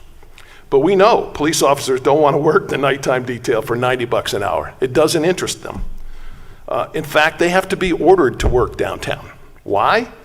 Because they know it's dangerous. Ask the 2 officers that got hit in the head with a brick a couple months ago. They'll tell you how dangerous it is, even for police officers. You know, I'm sometimes amused at folks that say hire more police to clean things up. Look, public safety people aren't superhumans. They're specially trained individuals that are willing to step in harm's way if necessary, but they don't seek it out, nor should we expect them to. They are normal people with families just like us. How can we expect them to try and control thousands of inebriated partiers with a crew of 30 officers? I don't know the numbers downtown, but at a minimum it would be 3,000 partiers, and we got 30 police officers. That's 1%. That's not going to do it. They can't do it. And I, as a public safety employees, are just like the rest of us. And I'm not prepared, sitting here on the council, to order any employee, of which the police officers are employed by the city of Orlando, to work in what we know is an unsafe environment. We don't ask Public Works to do it, we don't ask Park and Recs to do it, and we shouldn't ask our police officers and firefighters to go into harm's way with the knowledge we have of what's going on downtown. So where do we go from here, and how do we address the proposed ordinance? My answer, while harmful to some, is pretty simple. We need to take divisive and correction action immediately. In my opinion, these modifications to the original ordinances only serve to yet again kick the can down the road. We got to make a choice. Challenges and obstacles will always be in front of us. The question is, are we going to demonstrate to our residents and business owners that this council is prepared to address our challenges in a swift and decisive manner? Or are we going to keep putting Band-Aids on our problems? So I'll finish by this. If we're happy with the experience you have in downtown today, then let's keep following the same strategy with the non-compliant bar owners. I recognize these stricter rules may cause some operators to go out of business, but I would challenge you, do what all business owners do. You've got to be able to adapt to the circumstances. And if you don't believe me, ask all the bankers in the country right now. With a couple of bank failures they had nothing to do with, they've got to change their entire business model to keep their depositors comfortable so they don't have a run on the bank. That's part of being in business. You got to adapt. And so I would say this is exactly what Daytona Beach did several years ago with the spring break crowd. Remember those who live around here? They said, enough is enough. This is not a good image for our city. So they changed the rules and the spring breakers went elsewhere. And I'm sure that's going to hurt some downtown businesses there. But I haven't heard Daytona Beach going back to their old policies. And listening to the events of this weekend down in South Beach in Miami, I think they're going to be arriving at the same decision pretty soon. After, 2 shootings? Downtown South Beach. So they put a curfew on. So you got to deal with them. It's unfortunate. So it's my position we should not adopt any of these proposed modifications to the ordinance, allowing multiple violations, cure periods, or hearings before the code board. Everyone knows the rules. You should manage your establishment and staff to abide by them or suffer the consequences. My first reaction, nobody's surprised on this council, was zero tolerance. You know the rules, if you violate them, you're out. But I've decided maybe one violation is good. Maybe we give everybody 1 second chance, but after that, you suffer the consequences. We just have got to clean up an issue that we all have some blame in it. No sense playing the blame game. We just got to look forward and how are we going to figure this out. And I don't think by lax on the rules, it's going to fix it. So thank you, Mayor, for giving me the time. Okay, Commissioner Ortiz. Mayor, I don't even know if it's worth saying what I'm about to say, but I'm going to throw it out there anymore because I'm so upset. I'm upset at us because we allowed for this to happen. We're just as guilty as you guys are, okay? Because at one point in time, we got greedy and we wanted more for downtown. So we opened the doors of hell to let everything happen in downtown. So here we are. This is what we got now. And now we have to solve the issue. And instead of asking you guys, coming to you guys and asking you, help us out, we didn't. We imposed on you. That's how we do things. And that is wrong. So I apologize. I apologize for that. I still am not clear about this way we're going to be paying for. You guys are going to be paying for this.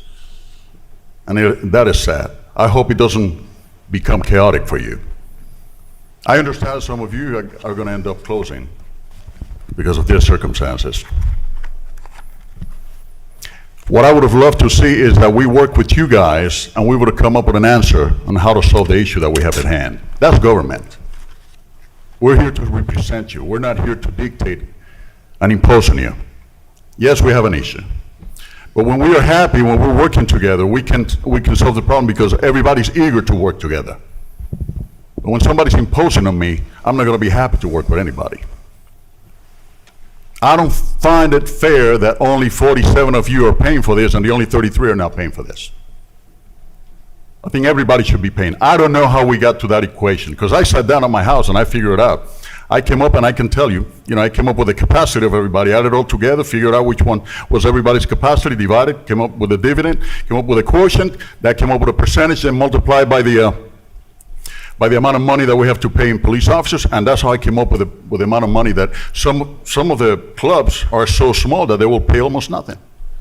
but they will pay something. They will be part of the team that is working towards bettering our community. That bothers me. Mayor, when I asked for us to postpone the vote, the particular on the SOP, or to bring it back, is because I want these stakeholders here to have a say on this. The other thing that bothers me a lot is that the information I gather, I have to gather in a hurry during this past week, because the staff has not been telling us exactly what's happening around here. And I've been almost 16 years, and enough is enough. Are we commissioners, or are you the commissioners? When are we going to put a stop to this? Are we representing the community, or are we representing staff? Staff is here to support the community. And if they're doing something wrong, we're here to correct them and help them out. Sit down at the table, come up with decisions together. That's what government is all about. Well, we're dictators now. I apologize because I'm frustrated with this. I'm apologizing because this is not a decision where you guys are partaking on it. And with that being said, thank you, Mayor.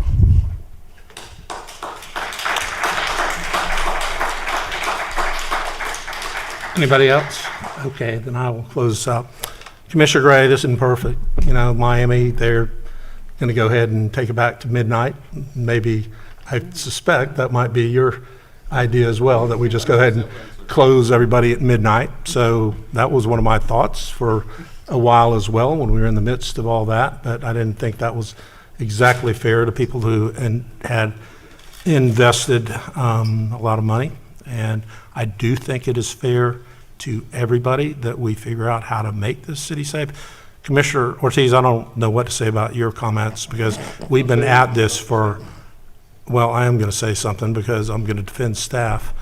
We have been at this for 9 months. We have invited the stakeholders in time and time again. And what I heard was the vast majority of people and stakeholders want us to do something. They want to have a safe downtown. They don't want to kick the can down the road. Is this the perfect formula? I don't know. Maybe the bar that serves 10 people a night ought to pay the same as somebody that has 700 people in. Maybe that's fair. I don't think it is. I think what we have arrived at, while not perfect, is the best we can do for now. We have the ability to make modifications to this if we need to, but I think our citizens deserve this council to vote to make our downtown safer. And the only way that has occurred is through the surge that the taxpayers of the whole city are paying for, with the additional police that are there on Thursday, Friday, Saturday, and Sunday. And I think it's unfair for the entire population of our city to be paying for those additional officers that we're putting on the street. It's fair for those who are making money between 12 and 2 o'clock to bear that burden, and that's what this ordinance does. Mayor, if I may, 2 points. First one, I'm not saying that this is not the right way of doing this. That's fine. What I'm saying is that either we get everybody on board or we don't get anybody. Commissioner, we're never going to have everybody on board. You know, I didn't interrupt you. The second part is our staff is supposed to keep us abreast of this on a weekly basis. This is an important matter. I don't want to hear, they just gave us this book today. Am I supposed to, in 15 minutes, figure out what's going on here? Is this the way we're being informed? I remember the days of Commissioner Lynham and Commissioner Wyman when they were used to complain about this, and we're continuing the same way of doing things. When are we going to stop this? Well, Commissioner, we had a whole meeting on this and have made modifications, so you've had information at least since January, if not before that. No.